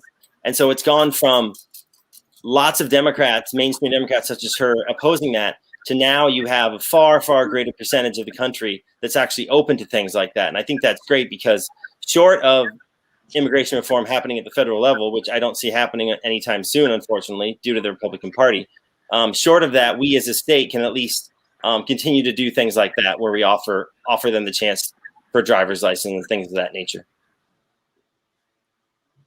Okay, thank you very much. Just a little fact check. In 2010, the Democrats had full control, could have passed immigration authority on their own, and did not. Dan Kapelovitz, the next question is for you. We're going to do a random number generation. The question is 2, which is healthcare for all or for none? Healthcare for all or no healthcare for anybody? Dan Kapelovitz, how would you do that as governor? That's a tough question. Let's see, healthcare for all or healthcare for nobody. I'm going to go with healthcare for all. How about that? I think it's a no-brainer. Obviously, everyone should get healthcare. It should be free healthcare. Healthcare is a right. It needs to be a right. It's not a privilege. We need to make it the one-payer system, single payer. We got to, everybody it'll be cheaper in the long run because we'll be able to negotiate as a government as opposed to having these middle people like insurance companies, pharmacy companies. I mean, they just gouge the price. If you look, it's like $27 for an aspirin if you go to the hospital. I mean, it's insane. So I believe actually it'll be cheaper in the long run. And everyone, it'll be preventative care is also very important. And especially even with COVID, like if you can get people to start being healthier in general, it's going to make the costs go way down also. So we got to put a lot of money into education, preventative care, make all that free so people can just go, you know, it's so much cheaper to prevent some illness than to try to fix it down the line. And yeah, of course, I can't believe we don't even have healthcare for all. It's just absurd. Thank you very much. The next question will be to Tor Leonard. Using the random number generator, the question is 6. That is, the drought is coming. I'm sorry, we're doing the random number generator. Sometimes it picks the same question. Did I already ask you that? Yeah, I was saying the drought is the new normal. Okay, so let's do a different one. We're going to go to question 9. Question 9 is the homeless issue. Did I already ask you that? Nope. Okay, Didn't Tor Leonard. Homelessness Yes, no. in California. How would Yeah, you so fix that permanently? I'm very passionate about this issue. I am a firm believer in that we need to follow a permanent housing first approach to this issue, because as we've seen, other cities have done it that way and seen great success, and California has not tried that sort of approach. And you can see how the problem is that you have with the current setup is you have people who eventually get housed. You have new people falling into homelessness as other people are permanently being housed. And so that's why you have the rate staying so high like it is. So the thing is with housing first is the reason why it's so important is that let's dispel the myth that, of course, not all homeless people actually have substance abuse problems. That's a myth out there that a lot of people seem to believe. That's not true. Now, there are a lot of people who are homeless that do have substance abuse problems. And the only way that you're ever going to be able to tackle and solve and help them get past those problems is by offering them at least semi-permanent housing. You can't, because if you just have them continuing to go to nightly shelters and whatnot, that's not going to be the sort of living situation that they could be in and actually be able to overcome their personal substance abuse problems of any kind. Because you have so many reasons why people don't go to shelters, whether it be they have pets and the shelters don't allow it, or transgender individuals who aren't able to go and feel comfortable going to a lot of homeless shelters. Any sort of marginalized or disenfranchised group can have plenty of reasons for not wanting to just go to these different shelters every night that oftentimes fill up and things like that. So, and also a big thing I think we could do is that we need to have cities let businesses and churches who want to let people park their RVs overnight in their parking lots. We need to let those businesses or churches do that, because there's a lot of businesses or churches that are open to that and would love to have that happen on their property, but they happen to be located in a city or county that doesn't allow that. I know some cities and counties in the state have started to do that, and I think it's been pretty successful so far as a transitionary thing. Thank you. The next question will be Dan Kapelowitz. Dan, the random number generation machine picked the coming recession. Have I already asked you about that? No. Okay. How would you handle that as governor, sir? Well, first of all, I think it's a fake question. There isn't a coming recession. I mean, yeah, maybe sometime eventually there will be a recession, just things go up and down, but there's no like imminent recession. So I think it's sort of a fake question. And, you know, recessions aren't all bad. You know, it's opposite of inflation. People complain about inflation. Recession is basically the opposite of inflation. Prices go down. You know, housing prices will go down, which will help housing, homelessness. People, I mean, a lot of times, the only reason a lot of people can own houses now is because of the recession that happened in 2008, because of house prices went way down. But I don't see there being an incoming recession, and the way to fight it is just like I said, one way is to create new jobs with clean energy, maybe create new jobs with single payer healthcare, create more healthcare jobs. You know, that will help the economy, which actually will cause inflation. Then things will become more expensive. So I don't think they're really this. I don't know. I think it's just people are saying that, just trying to like be critical of Newsom. Maybe, oh, he's going to cause a recession. I don't see a recession even happening. The economy seems to be improving greatly, especially once COVID lightens up, and it seems like businesses are booming right now. Okay. All right, the next question is for Tor Leonard. We're going to use the random number generator. It picked number 13. Should we raise taxes or cut services? Tor Leonard, are you pro raising taxes or pro cutting services?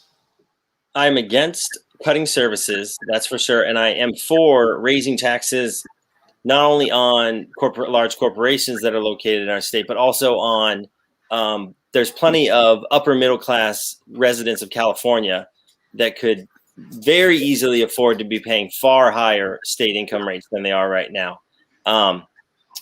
When talk about cutting services, that's definitely not something I want to do, because that's kind of the opposite of what we want to be doing. Because I always think of the example of the DMV and how people have an awful experience at almost every DMV, not specific to California, but nationwide. And I feel like that's the type of thing where it's an example of where if we improved that service and services like that everybody, virtually everyone interacts with at some point, if they had a good experience with that, perhaps we could change their perception overall to no longer view government as, oh, government's bad at doing everything. I don't want them to do anything. I don't want to give them any more money through any of my taxes because I can't trust that they'll actually do anything efficiently and effectively. And another big part of this is that Prop 13 has absolutely got to go. When it comes to the commercial Prop 13 aspect, that needs to go like tomorrow. That's just, it's ridiculous that ever happened in the 70s. And I think it's not sustainable, the course we're on right now. And I feel like we do need to come up with a kind of a grandfather it in way to also apply it as at the residential level as well, because so many issues, whether it be schools or anything else like that, the funding levels have not been able to keep up with the population growth that we've seen occur since Prop 13 was passed in the 1970s, that the only way that we're ever going to start to get income tax levels and budget levels like that to be able to support these things in the way that we want to is through repealing Prop 13. Thank you. The next question is for Dan Kapelovitz. Random number generator is picking question 7, which is criminal justice reform. Dan Kapelovitz, how would you handle criminal justice reform as leader of the 5th largest economy? Okay, the criminal justice system in California has to be completely overhauled.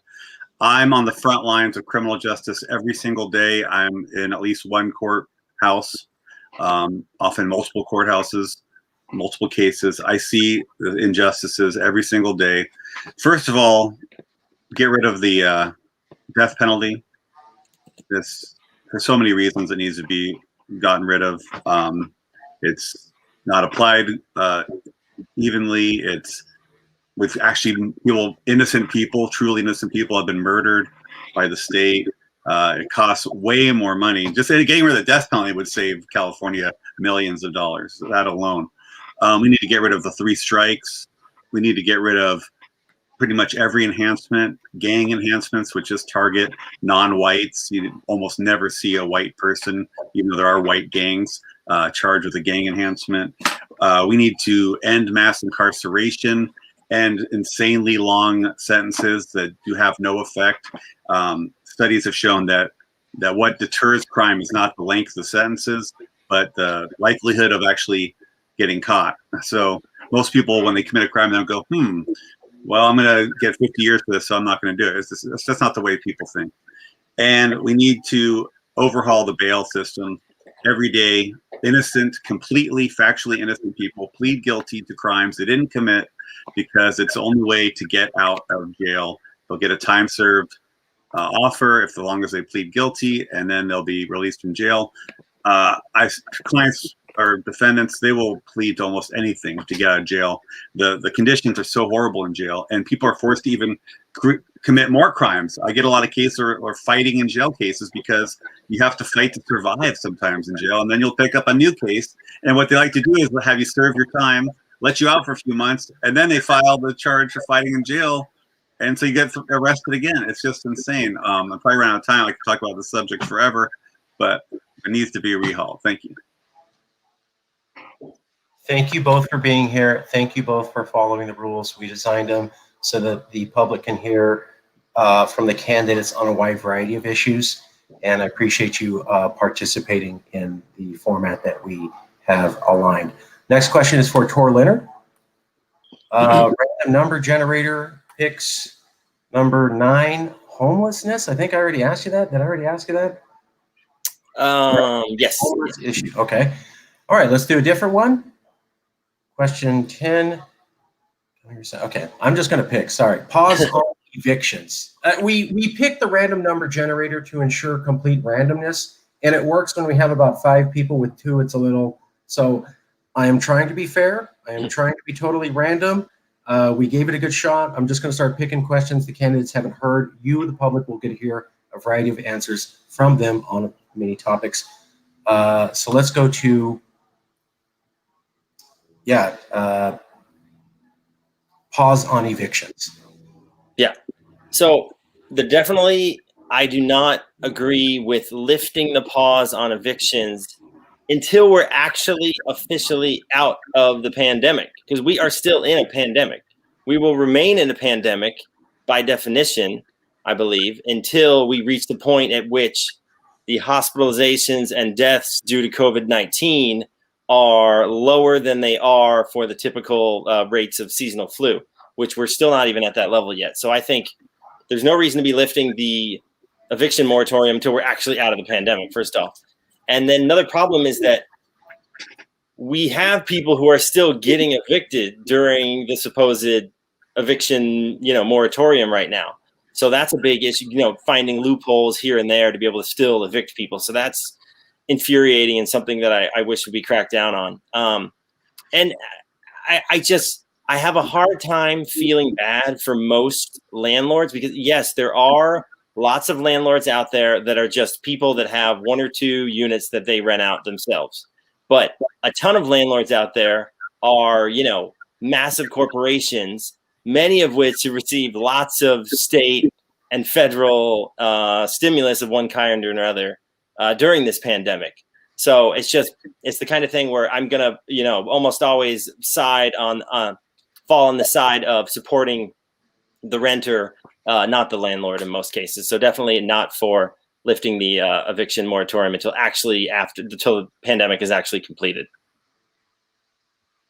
Just to make life a little bit easier, I'm going to go directly to Dan Kapelovitz and ask the same question. Dan, how do you feel about evictions, a pause on them, a continuation of the pause, or a removal of that policy, sir? Yeah, I agree. We should keep a pause on the evictions. I mean, if you just want to create more homelessness, then evict everybody. I mean, a lot of the people that are homeless right now are without housing. It's because they got evicted, because they lost their job, they can't afford the rent, and because rent control isn't strong enough in California. We need to improve rent control so that people aren't kicked out of their homes. I mean, that's a big part of homelessness. We got to now. I understand, some landlords they have to pay their mortgage, so have a moratorium on mortgage payments too, while we have a moratorium on evictions, and that will cure a lot of that problem. A lot of landlords have already paid their entire mortgage, so it's not going to help them, but then they probably can afford to not collect rent for a few months until we really do get a hold of this thing, get the economy really going again. People can afford to live there. We got to, lower the rents generally by creating more housing, and that too will help prevent evictions. And I believe we need to, just as a criminal defendant has, the state will pay for their attorney. I believe that we should create a right to counsel for people who are being evicted. Everyone should have their own attorney, free of cost, and to help fight the evictions. Okay. Very good. Let's go to Tor Leonard. We'll take another question. I'll ask both of you. how to spend the budget surplus. Do you agree with the way the governor has decided to spend the budget surplus, or do you disagree? Is there anything you would do differently? The governor said that we've had an incredible budget surplus, and he's decided to spend it on a variety of stimulus means. Is that the right call, especially considering that the Legislative Analyst's Office said that the governor lied about the size of the stimulus and is taking out a borrowing? Again, that's not my opinion. That's the Legislative Analyst's Office. We'll go to Tor Leonard and then follow it up with Mr. Kapelovitz. Tor Leonard. Yes. How would you spend this, So Governor? I believe we need to be spending the budget surplus to help small businesses who weren't able to be open at all or weren't able to be open at full capacity during the pandemic. And also the people not only who became unemployed, obviously there's millions of those individuals in the state, but also just the people who had to have their hours cut back due to their business not being able to operate at full capacity during the pandemic.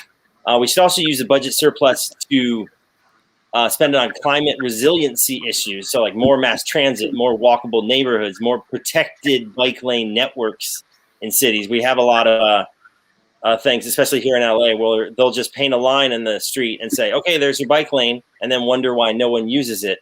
And you go, well, I don't trust that the cars aren't going to hit me because it's not a protected bike lane. And also it's not an actual network of bike lanes to get you around the city. It's just here and there, every few blocks, there's a striped line for a bike lane. And also I wanted to mention earlier, this has come up, I kind of ran out of time on it, but a lot of people bring up the issue of if we raise taxes on higher income individuals, they're going to flee the state. Yeah, there's always going to be a few people that are like, oh, I think I'm going to uproot my entire life and move to another state because I don't like the level of income taxes in this state. But that's a drop in the bucket compared to the number of overall people who are leaving the state. The majority by far of people leaving California for other states are lower income individuals. So I feel like we should also be using that budget surplus money for retraining, and also for people who have a high school diploma but don't have any sort of college or vocational education, offering them low cost or free community college or any sort of retraining to give them those additional opportunities for higher paying positions. Okay. Same question to Dan Kapelovitz. How would you spend the surplus, sir? I like the idea of giving everybody a stimulus check. People love it.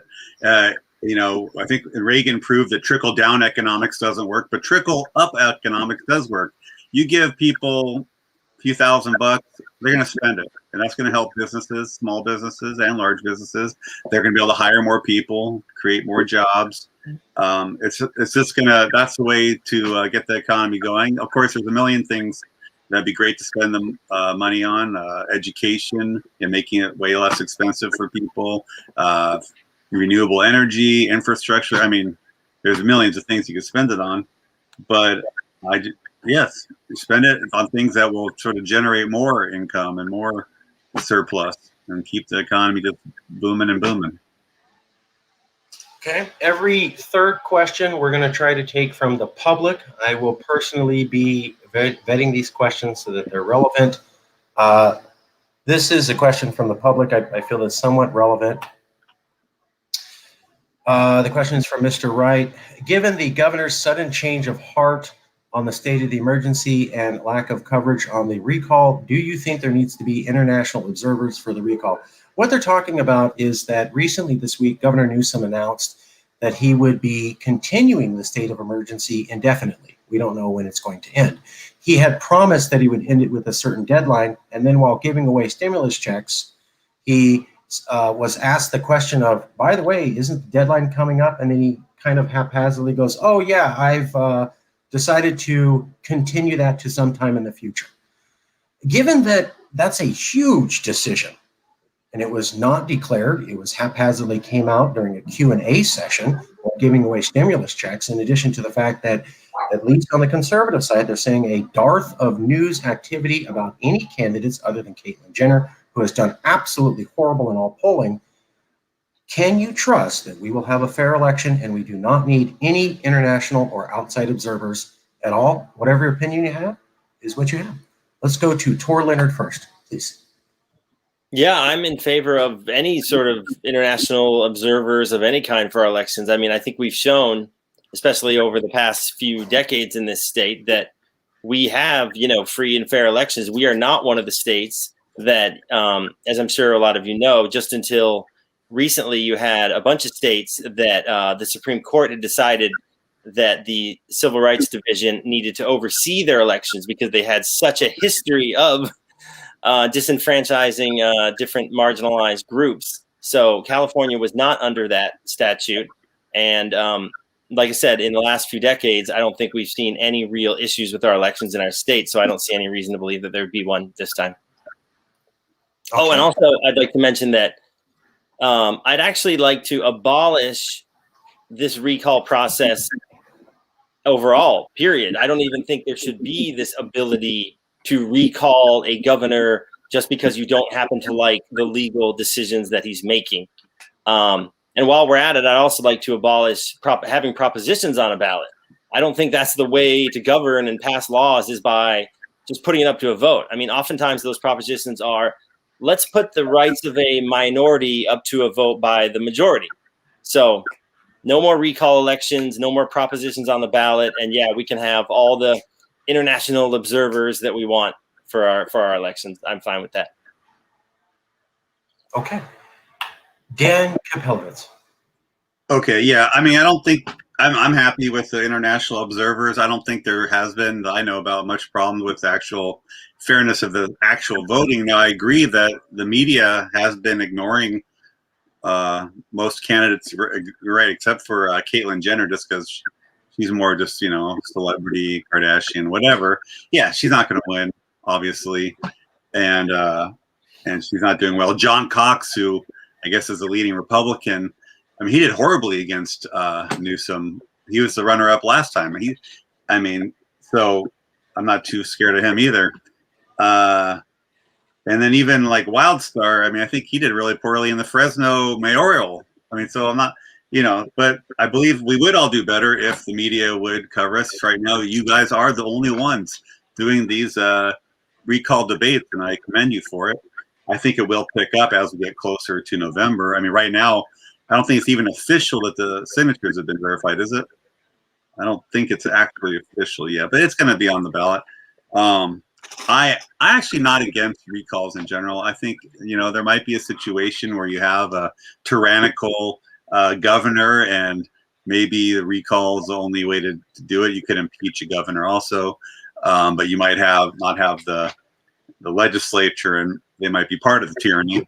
And I know they've been, and proposition's also been criticized because it's off, even though it's supposed to be meant for the people. Big business and big, special interests are the ones who sort of hijacked it, and they're hijacking this recall thing. I think, like you said, it's all big money. Yeah, it's big money who are for the recall, and it's big money against it because they have to fight the recall. So it is this battle of the big money. But I'm not. There've been some great things that have come through with propositions, so I'm not against propositions. And just in terms of the international observer, go for it. I don't care. Come on in. Thank you both. We're going to go now to another one of the top 15 issues. Have I asked you guys about education reform? No. Okay. We're going to go to Tor Leonard, minute and a half. How would you solve education in the world? Well, this is another issue that's near and dear to my heart. My wife and I, we have an 8-year-old son, so he's in 2nd grade right now. And we send him to our regular old local public school in LAUSD, Galt Street Elementary. Shout out to Galt Street Gators. Just got to get that in there. And we send him to that school that's 1 block from us. That's a regular old public school. It's not a magnet school. It's not a charter school. Obviously not a private school. And the reason we send him there, even though when some people would look up the school on some of those so-called school rating websites and see, oh, this school has bad scores, quote unquote, bad scores, I can't possibly send my child there. Well, that's exactly why I'm sending my child there, because if we had more people like myself, more people who have the resources and the time to be able to vote, to be able to devote to being involved in the school and trying to prove it, the better we would make all of our public schools. So I don't support charter schools. I don't support magnet schools. I don't support private schools. I think the way in which we improve our public schools is by actually sending our children to those public schools. I helped create a parent-teacher organization at the school. It hadn't had one for decades because you can't raise money unless you have one. And then it even costs a few $1,000s to even run one of those. But we needed to create one because they are just operating at bare bones because, again, due to Prop 13 and other things like that, schools are just not getting the budget that they need. And another part of that is that they get their budget based on how many how many kids actually attend that school. And so when you have a lot of people like just on my block, I don't believe there's a single other person on my block that sends their child to the local public school. And so that means their enrollment is insanely low, which means they receive less money from the state, which means it then just harms the kids that do go there. So it's incredibly frustrating for me. We need to stop this whole push of let's just make these great charter and magnet schools, because then it's just turning it all into a lottery. It's just turning it all into every child deserves a great education. But with our current setup, it's just a lottery of your child's going to get a great education if their name happens to be picked to attend a particular magnet or charter school. Thank you. Dan, same question to you, sir. What is your response? How do you feel about this? Yeah, well, I think I agree that we got to improve public schools. I went to a public school, got a pretty good education, but even that, I don't think schools really, they teach people how to memorize things. They don't really teach people how to critically think. And I think that's why we're having these problems now with like people believing the most outlandish theories and all that, because they're not really even taught how to critically think. They're just taught how to memorize stuff. So like when I was in high school, probably the only class I actually still use, what I learned is typing. I learned how to type, and I'm very good typist now. Everything else, just memorizing facts, I can do that. I didn't really need it. We needed to sort of totally overhaul just the mindset of how we do education. I think we should raise the salaries of teachers, recruit the best. I mean, they're some of the most important jobs in the world, and they're not paid that well. Really, train them better to teach people to think critically and pay them better. And so we attract the best and brightest to be teachers. And then for the higher education, we got to lower the price. I mean, it's just outlandish. People are, everyone's in debt for student loans. They get out of college, and then they're forced to take, they're just forced to be in debt the rest of their lives. I know people are paying like 30 years, they're still paying their student loans. We need to, by having these student loans, all it does is encourage the colleges to increase pricing, because they know they can charge whatever they want because people get loans. So then they'll go, and then they're down the line, they can't afford a house, they can't afford to take a job they like. Like same with law schools. I mean, a lot of people get stuck with debt in law school, so they have to take these evil corporate jobs just to pay off their debt instead of doing public interest work. And so we need, I talked to someone who went to Berkeley like in the 60s. It was $25 a semester. And then Reagan decided to keep going off on Reagan. He decided to like make it, he didn't want, poor people going to college. So we got to really just make college more affordable and improve, public schools, definitely. Have I asked you both about undocumented immigration? I think I asked one of you about that. You asked me. Yeah. Okay. Let's do something both of you can handle. Jobs for the unemployed. Have we talked about job creation? No. Okay, then we're going to go to job creation. Tor Leonard. My answer on this is actually very similar to how I answered one of the other slightly related questions, that I feel like we need massive amounts of retraining. All the people out there that just have a high school diploma and no college or vocational skills of any kind, they need to be offered retraining or community college at little to no cost. The problem is so many people are fighting for the same quote unquote like low level, low skilled jobs. So if we can get those people some more marketable skills, they'll be able to apply for a much wider variety of jobs. And obviously when they get those jobs, those are going to be ones that will be more likely to actually offer to actually pay a living wage. And so, I feel like the key to all of this is just offering that retraining, and that it's a no-brainer that we need free community college. Not to mention, like you guys mentioned earlier with the state university system, how the price you have to pay now versus what people were paying 40 years ago, even when you account for inflation, it's not even close to what people were paying to attend UC schools, you know, a couple generations ago, or even just one generation ago. Okay, let's go to Dan Kapelovitz. Yeah, I mean, sort of what I was saying before. If we do invest money in renewable energy, it's going to create a lot of jobs. If we invest it in infrastructure, when we do have the surplus, that's going to create a lot of jobs. Again, the stimulus checks is going to create jobs because you're going to stimulate the economy. You know, and I think we need to protect workers. I know, like, there's one thing, the proposition, they, I think Lyft and Uber got it so they didn't have to treat their employees like employees. I think we got to have laws to protect people from getting fired for no reason. You know, we're in an at-will state right now. And just basically, just that's how you create jobs, is just help the government put money into things that create jobs, like what they did during the, you know, FDR's time. Okay, we're going to go to a question from the audience. A little bit controversial, but I think it's somewhat fair. I've heard something along this, so I'm going to rephrase their question, but I'm going to show you the original format so we're fully transparent. I think a fair question would be, what if you had to do all of the pandemic restrictions that the governor did? Everything he did and said was completely necessary. Unfortunately, some people will experience depression, and some of those people will commit suicide. How do you feel about that? Suicide rates due to the fact that they had their rights and privileges cut off, but maybe those things were cut off in order to save millions of people's lives. How would you respond as governor? Let's go to Tor Leonard.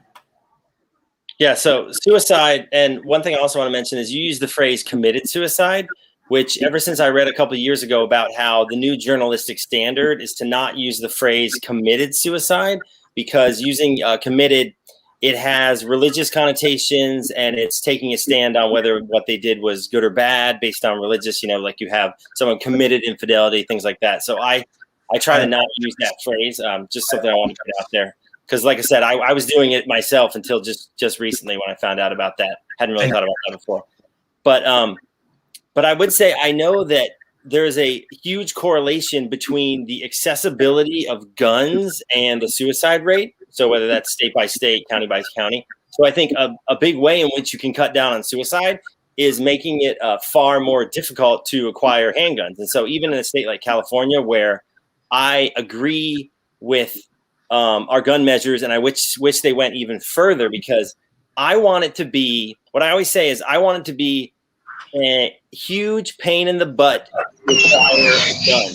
I want it to be like how people feel about going to the DMV right now and how they dread it. I want that to be how people feel about getting a gun. I want it to be a giant hassle to get a gun. I want it to be nearly impossible, honestly. So that's the kind of thing where if you can make it near impossible to get a gun, then you can easily cut down on those rates of suicide, because the stats also show that a lot of people who, if they unsuccessfully try to take their own life, a large percentage of those individuals don't try again.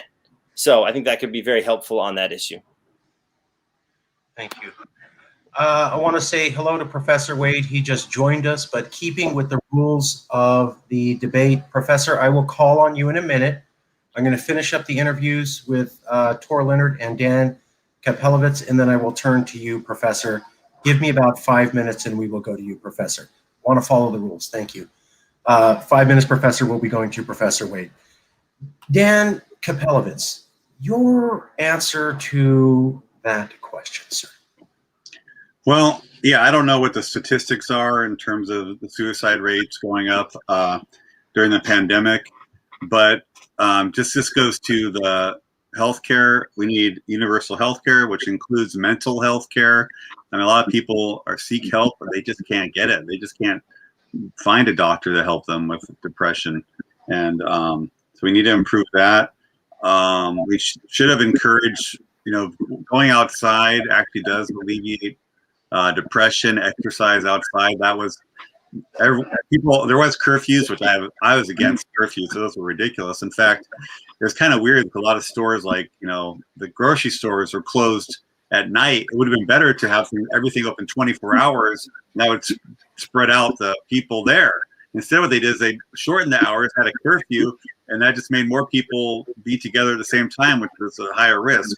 So that's just one small aspect. But the whole time, though, except for curfews, you can go outside, and we just need to encourage that, encourage exercise. It does help with depression. Obviously, it can't help everybody, and obviously even mental health doesn't help everybody. But it will do a lot better. And I agree. It's true that people who do try to kill themselves often, if they're unsuccessful, even people who jump off bridges, supposedly they survive. On their way down, they're thinking, "Oh man, I shouldn't have done this." So we do, like with the Golden Gate Bridge, make it harder for people to jump off bridges and all that. But and then have better, more. I'm sure about making it difficult for people to buy guns. There is a Second Amendment right, but make people have more education about gun usage and storage. Thank you. Thank you both. In our first panel, we had about 5 candidates, and so we were able to do about 5 policy questions for each. In order to be fair, I would like to stop the policy questions section and move to the final closing statement section for the 2 candidates here, and invite you to next weekend, where we will have a different round of questions, trying to be fair to all the candidates and make sure everybody gets the same amount of time. I hope you understand. So we're going to go to closing statements from Dan Kapelovitz and Tor Leonard. Each candidate will have 2 minutes to make a closing statement, talking about additional answers they wanted to give on any of the policies they were to be asked, policy questions other people were asked, or any issue they'd like to cover. As soon as we finish the closing statements from Mr. Leonard and Mr. Kapelovitz, we will start a new round of debate with Frank Wade. So we're going to do closing statements from Mr. Leonard and Mr. Kapelovitz, and then we will end the debate with them and start a new debate with Frank Henry Wade. So Frank Henry Wade, we will get to you in about 4 minutes, and we will start a fresh debate for you, sir. Closing statements from Tor Leonard and Dan Kapelovitz. Mr. Kapelovitz, if you would please go first. Closing statement for no more than 2 minutes. Okay, I just want to address some other issues I didn't really have time for. With criminal justice, also I want to decriminalize drugs. I want to decriminalize prostitution, gambling. We got to stop criminalizing homelessness, immigration. We got to rehaul that. And we just got to let people live where they want to live. I mean, I don't know why we believe in these man-made boundaries. Everyone says they're for freedom, but then of course they aren't for freedom for people from other countries. We got to not, we got to make it a sanctuary state. If, a lot of it is the federal government, their rules supersede the state, but we can become a sanctuary state. I don't think we need to leave the union, as one of the candidates is so into. But I think we can help people and change the law. I mean, just in terms of criminal justice, people, what the immigration courts think are really horrible crimes, like drug use, people get deported for that. That shouldn't even be a crime. So that has to be rehauled. And like I said, I agree with Tor. I'm against recall. I'm not going to resign when elected, but I like his idea. I think it's a good one. And I just think, just like I said, I don't know, vote for Kapelovitz just for the hell of it. Thank you. Okay, nice. Tor Leonard. Yes. So again, I'm running on the platform that Newsom shouldn't be recalled, and my ask is very simple. My ask is on question 1, vote no, Newsom should not be recalled. And on question 2, vote for me, Tor Leonard, Democrat, because I am the only candidate, as far as I know so far, that is pledging to resign on day 1, which will automatically give the governorship to our current lieutenant governor, who is a complete mainstream California Democrat. She's a known entity. She's run for multiple offices before. She was the U.S. ambassador to Hungary under Barack Obama, President Obama. No skeletons in her closet. She would also be our first ever female governor of California.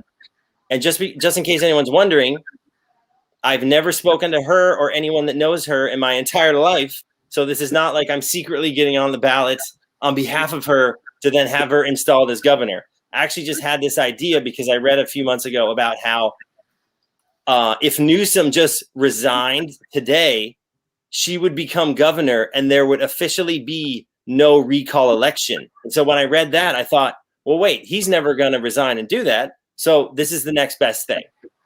And again, vote no on question 1, then vote for Tor Leonard, Democrat, on question 2, because I will resign on day 1, which will automatically give the governorship to our current lieutenant governor, who is also a Democrat. Thank you. Why didn't she run? Like I said, I've never spoken to her. I don't know anyone who knows her, but and then maybe she didn't. But obviously, the fact that she ran for lieutenant governor means she's obviously okay with the idea of one day being governor, considering she's one heartbeat away from that. So I assume she'd be fine with becoming governor through whatever means that would be. Eleni Kounalakis is highly qualified. Yeah. She's a good administrator. She was an ambassador. She has been involved and she's dedicated. However, she does not have a very strong history of running for political office and dealing with the give and take of the voters. It would be seen how well she should do. You may find it interesting that her husband is Markos Kounalakis, who suggested 2 years ago that California should become its own nation. Just saying. Worth checking out. Oh, and by the way, one last thing. I'm against California becoming its own nation. And I find it odd that anyone who says, I love America, I love the United States of America, I find it odd that they would then also say, but I feel we should leave the U.S. So my view is let's pull the country to the left and into the future like California has continually done in many different ways over the last few decades. Well, the main candidate says he doesn't like America. He just wants California to be its own country. So he doesn't like the rest of the United States. Well, at least he's being honest. At least he's being honest about that. Some people aren't. Some people say, I love America. California should be a separate country. And I'm like, that's weird.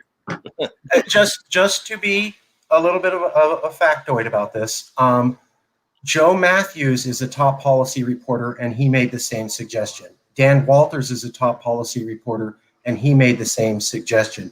Joe Lopez is a top policy reporter, and he made the same suggestion. The San Francisco Chronicle, also their top editor on political policy, made the same suggestion. And I believe it was Pulitzer Prize winning writer Pat Morrison also made the same suggestion. Michael J. Boskin, a Stanford University professor, made the same suggestion. And Markos Kounalakis also made the same suggestion. So when we're talking about weirdos suggesting that idea, that's at least 9 others. Thank you both for being here. We're going to end the second panel of the debate. We're going to go to a new debate with Professor Frank Wade. I want to thank Tor Leonard and Dan Kapelovitz for being here. Appreciate it. Hope you'll be part of our series of debates. We have additional candidates who weren't able to be here. Joel Ventrescu, who is the 3rd highest ranking politician for the San Francisco race, Veronica Fembres and Louis Wong, in addition to, I believe, 2 or 3 more candidates and new ones joining. We hope that you would all be willing to be part of our series of debates, and we appreciate you coming and participating. Thank you both very much. I would ask you to leave the stream now. Thank you. All right. Take it easy on yourself, Professor. I don't want you being too hard and debating yourself, okay?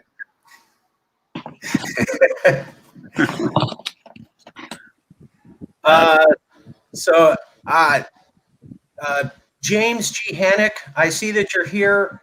You can hang out, but this is really just the debate focused on Professor Henry Wade. But, sir, I find you to be an intellectual, and I appreciate your participation. If you would like to post questions in the private chat, Professor Hannock, I will consider asking Professor Wade those questions. I have to select the questions as per the rules of the debate. I hope you understand, sir. Let's go to Professor Henry Wade. Henry Wade, can you hear us okay? Yes, I can hear you fine. Can you hear me all right? Yes, sir. Can Yes, you hear Professor. me? Okay. Professor Wade. Oh, wonderful, wonderful. Yes. So, Professor Wade, I'd like to do this the same way we did all of the other debates, just to show being fair. You will have 2 minutes, sir, to introduce yourself and why you are running. Then I will ask you a series of randomly chosen questions about 15 crises that California is facing and how you feel as governor we should address those issues. This is the same format as everybody else has been asked. I have to follow it. So, Professor Wade, a 2-minute introduction. Fine. Who are you?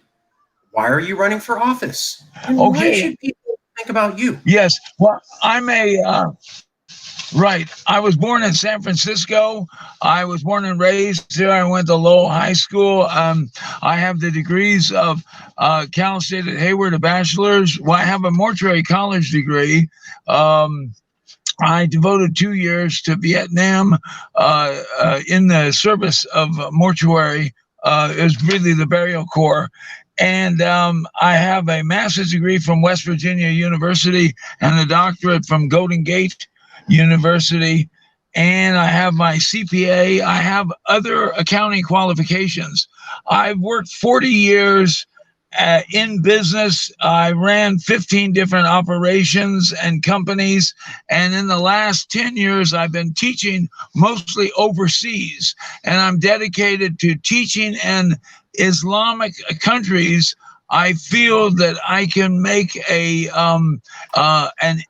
change in the lives of young Muslims, so they to eradicate jihadism or Islamic extremism. I've taught in American University in Afghanistan, University in Iraq. I recently was kicked out of Bangladesh.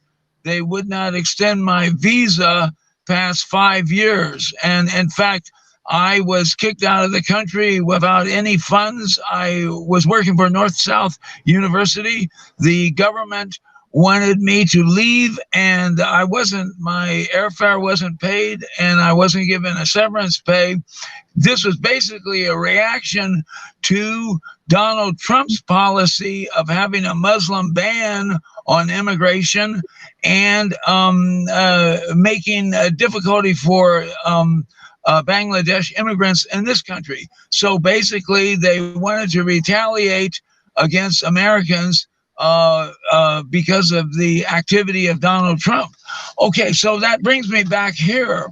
I'm basically driving a taxi in order to cover all of my expenses. My wife and children are in South Africa. I've maintained 2 residencies in California and South Africa, where I've spent about 20 years off and on as part of my business.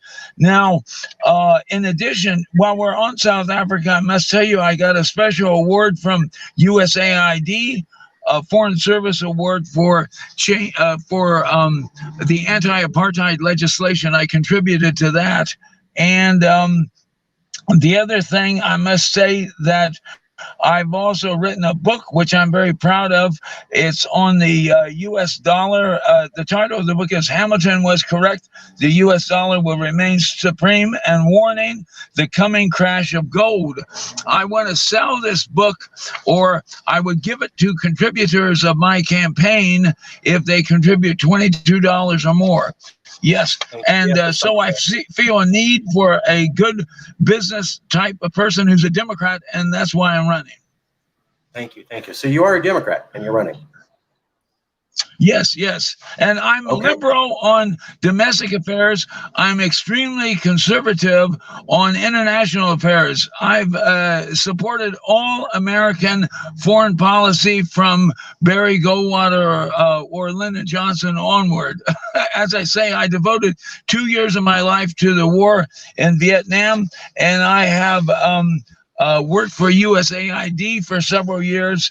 And when I've been overseas, I felt that I've been promoted American American image by being a professor.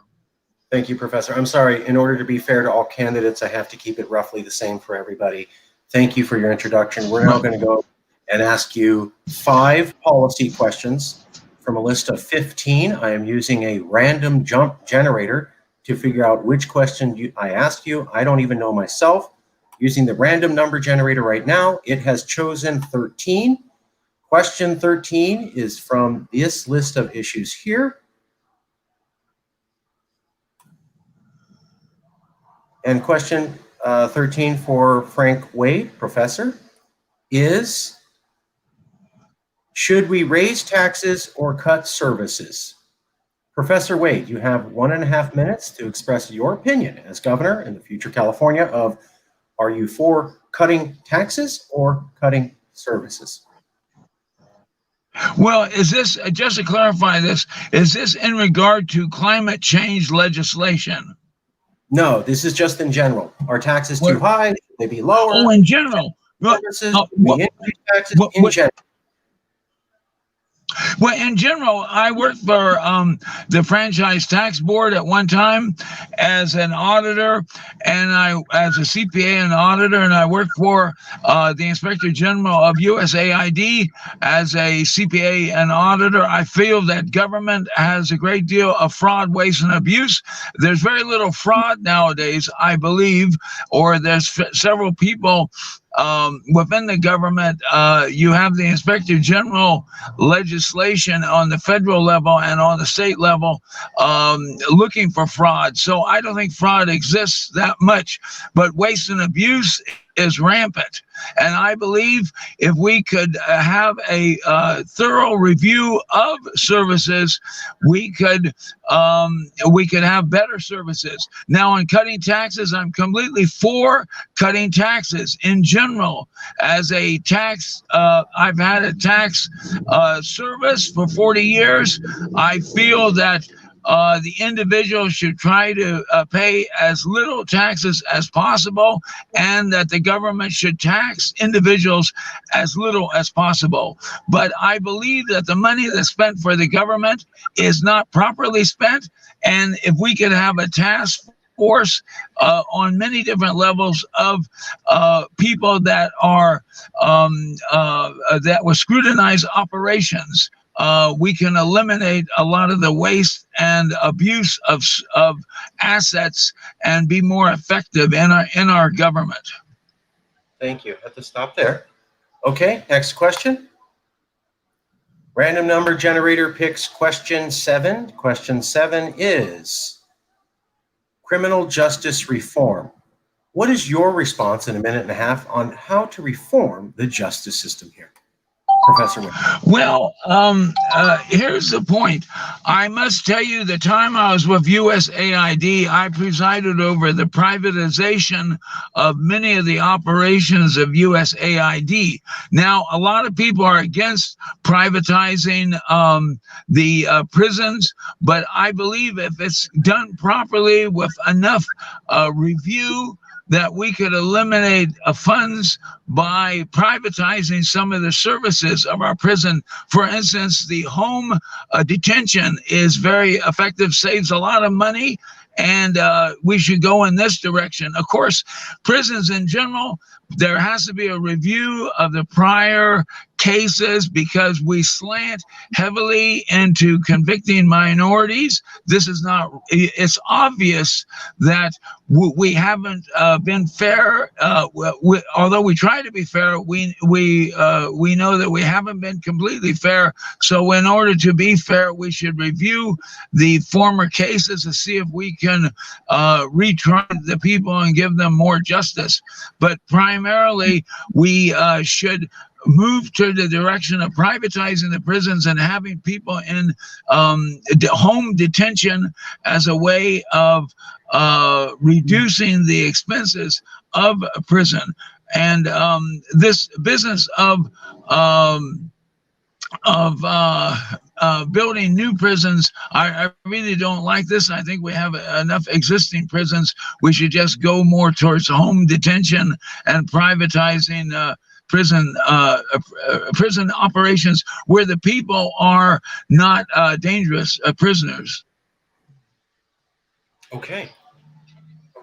The next question chosen by random generation is the housing situation. The housing situation is seen as not in a good situation right now. It's very difficult for people to afford homes. What would you do to deal with the housing cost situation, Professor Wade? Well, you really have two issues.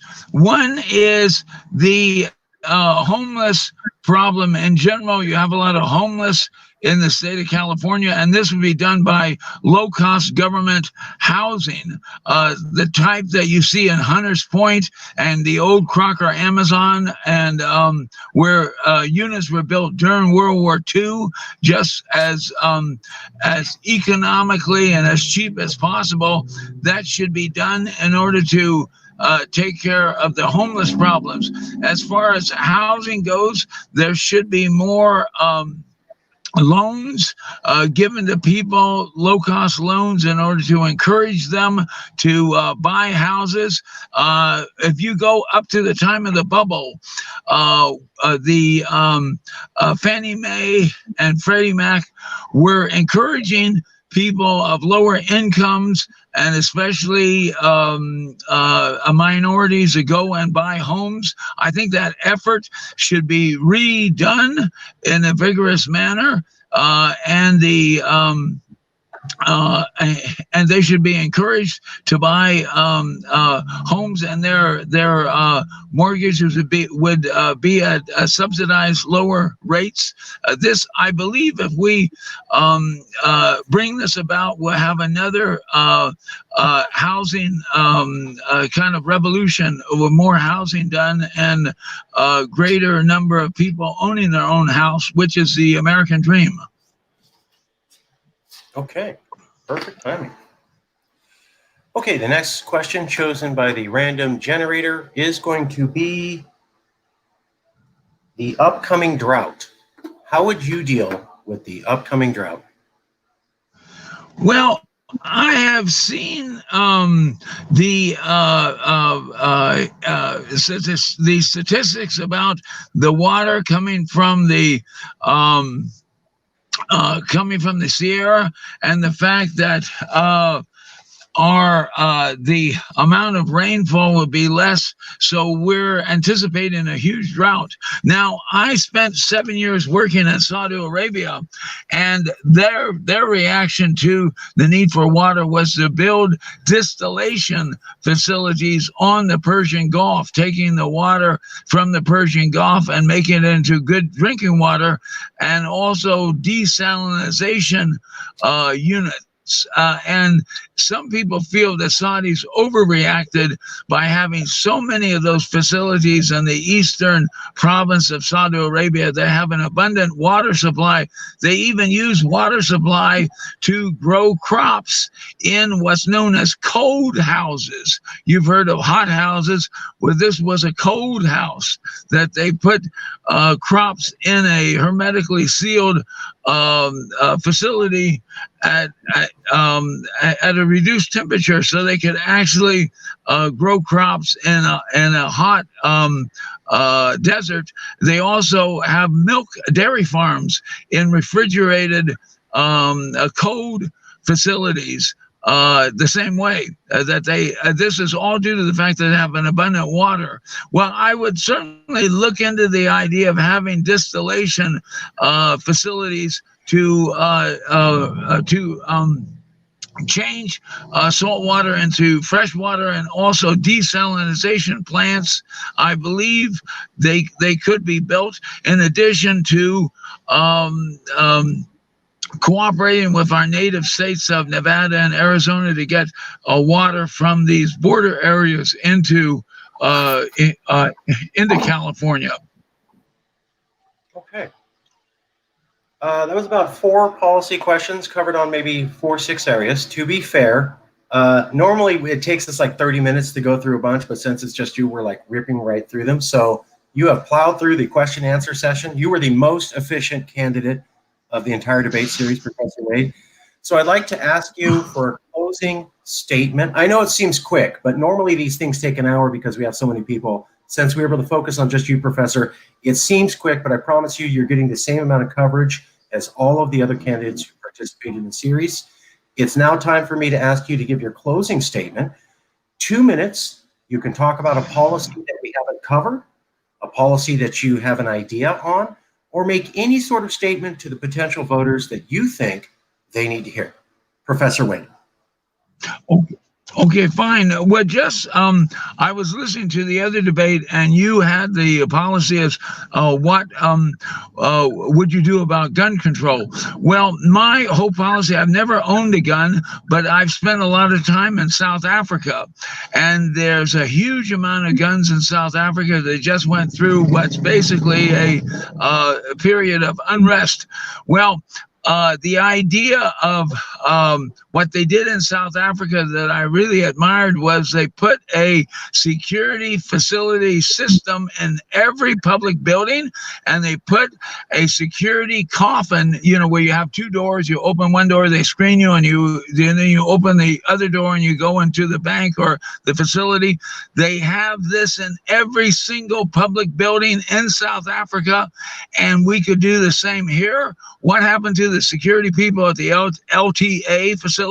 What happened to the security person at City Hall when Dan White jumped in the window back in 1979, I think it was? In other words, there should be better security first, and then talk about getting the combat guns away from people. But so many guns have been sold, and they're now hidden in cubby holes. It's almost impossible to do that, but you can make better facilities. Now, the other thing which I wanted to discuss, these are my own ideas.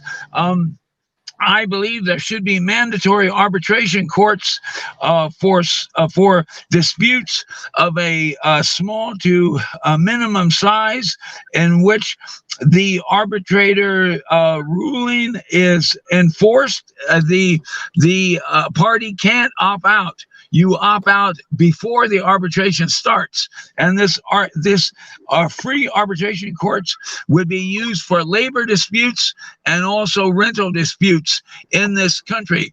And this borders on my saying that I don't like employment at will in California. I don't know where that came from, but no other country has employment at will. In other words, you come in tomorrow and your boss says, okay, you're dismissed. And you say, why? I don't have to tell you why. California is employment at will. Well, this free arbitration courts would bring the employment disputes into a court environment where the victims would not have to pay a penny. Now, I also believe in taxation to help us. I believe that there should, without going into specifics, below the line deduction, you have credits above the line that reduce the amount of adjusted net income, and credits below the line, which is like a refund to the taxpayer. There should be huge below the line deductions for child care and child expense. These people that talk about abortions and they're against it, most of the time people want an abortion because they can't afford the child. So you should give children on the state tax and the federal tax huge below the line deductions. Then also the casualty and theft loss, that should be below the line deduction as well. When you have an earthquake, let's say there's an earthquake tomorrow, you will not get a credit on rebuilding your house unless you come up with the money and rebuild your house and then ask the government for a credit. What if you don't have the money? What if you can't get a loan? You walk away from your house, as they did in New Orleans, walking away from flooded houses. But if we had the below the line deduction for casualty and theft losses, whatever the casualty and theft is, you'd be reimbursed by the government for it, and you'd be made whole for these huge casualties that occur. And the other point that I want to make, I spent 20 years in South Africa. My wife and 2 children are in South Africa. I love South Africa, but that is not my home. But as governor, I would seek to open a branch of the University of California in South Africa, because they drastically need educators from the United States to experience South Africa, to contribute to South Africa, and the vice versa. South Africa Africans should have a chance to, more of them should have a chance to go to school in the United States. And I believe that a branch of the University of California would really help. When I was working on my doctorate at Golden Gate University, I told them I wanted a branch of Golden Gate to be put there. There's actually a section of South Africa known as the Golden Gate, which is a mountain range where you pass through and you are able to find gold, very similar to our Golden Gate. But that's another thing I want to have done. We have to call it there. Sorry. I'm Okay. sorry. I've given you 2 times as much time as everybody else. I'm sorry. Thank you very much.